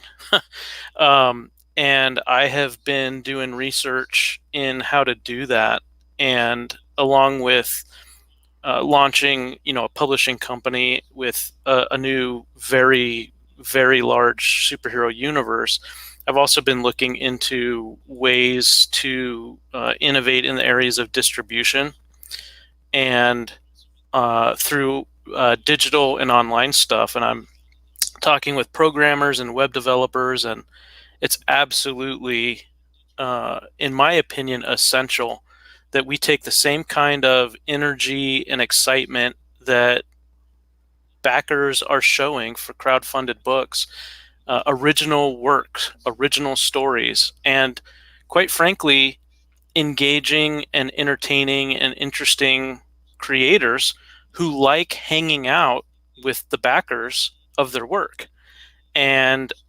funneling that sort of excitement, innovation, and fun into the areas of the business that have never been thought of as innovative or fun, like distribution, or like, for a time that we were told digital comics would be innovative and fun and cool, but personally, I think they really dropped the ball on that. But I absolutely think that it's incumbent upon our generation, so to speak, of independent creators and the backers who are fueling the storytelling to take what is available in terms of our resources, pool them together, and together come up with something that Warzard was talking about to shake the big two out of their stupor. Oh, I'm sorry. I was calling him Wizard. I don't have my glasses on. Sorry, Warzard. Well, yeah, I totally agree. I totally agree. And I think also it is taco time. So thank you, Joe, so much for hanging out. I do appreciate it. I appreciate everybody in the chat. Sheldon, you're hilarious. Keep up the good work. And we'll see you again soon. I think there's going to be a Valentine show tomorrow. So maybe we'll get Thunderbuns in here. Oh, I'd love it. That'd be a blast. I'd love to interview you two crazy kids. Yes, crazy, loco, nutty nuts. Yes, indeed. So you guys have a wonderful evening, and we'll see you soon. Take care. Bye.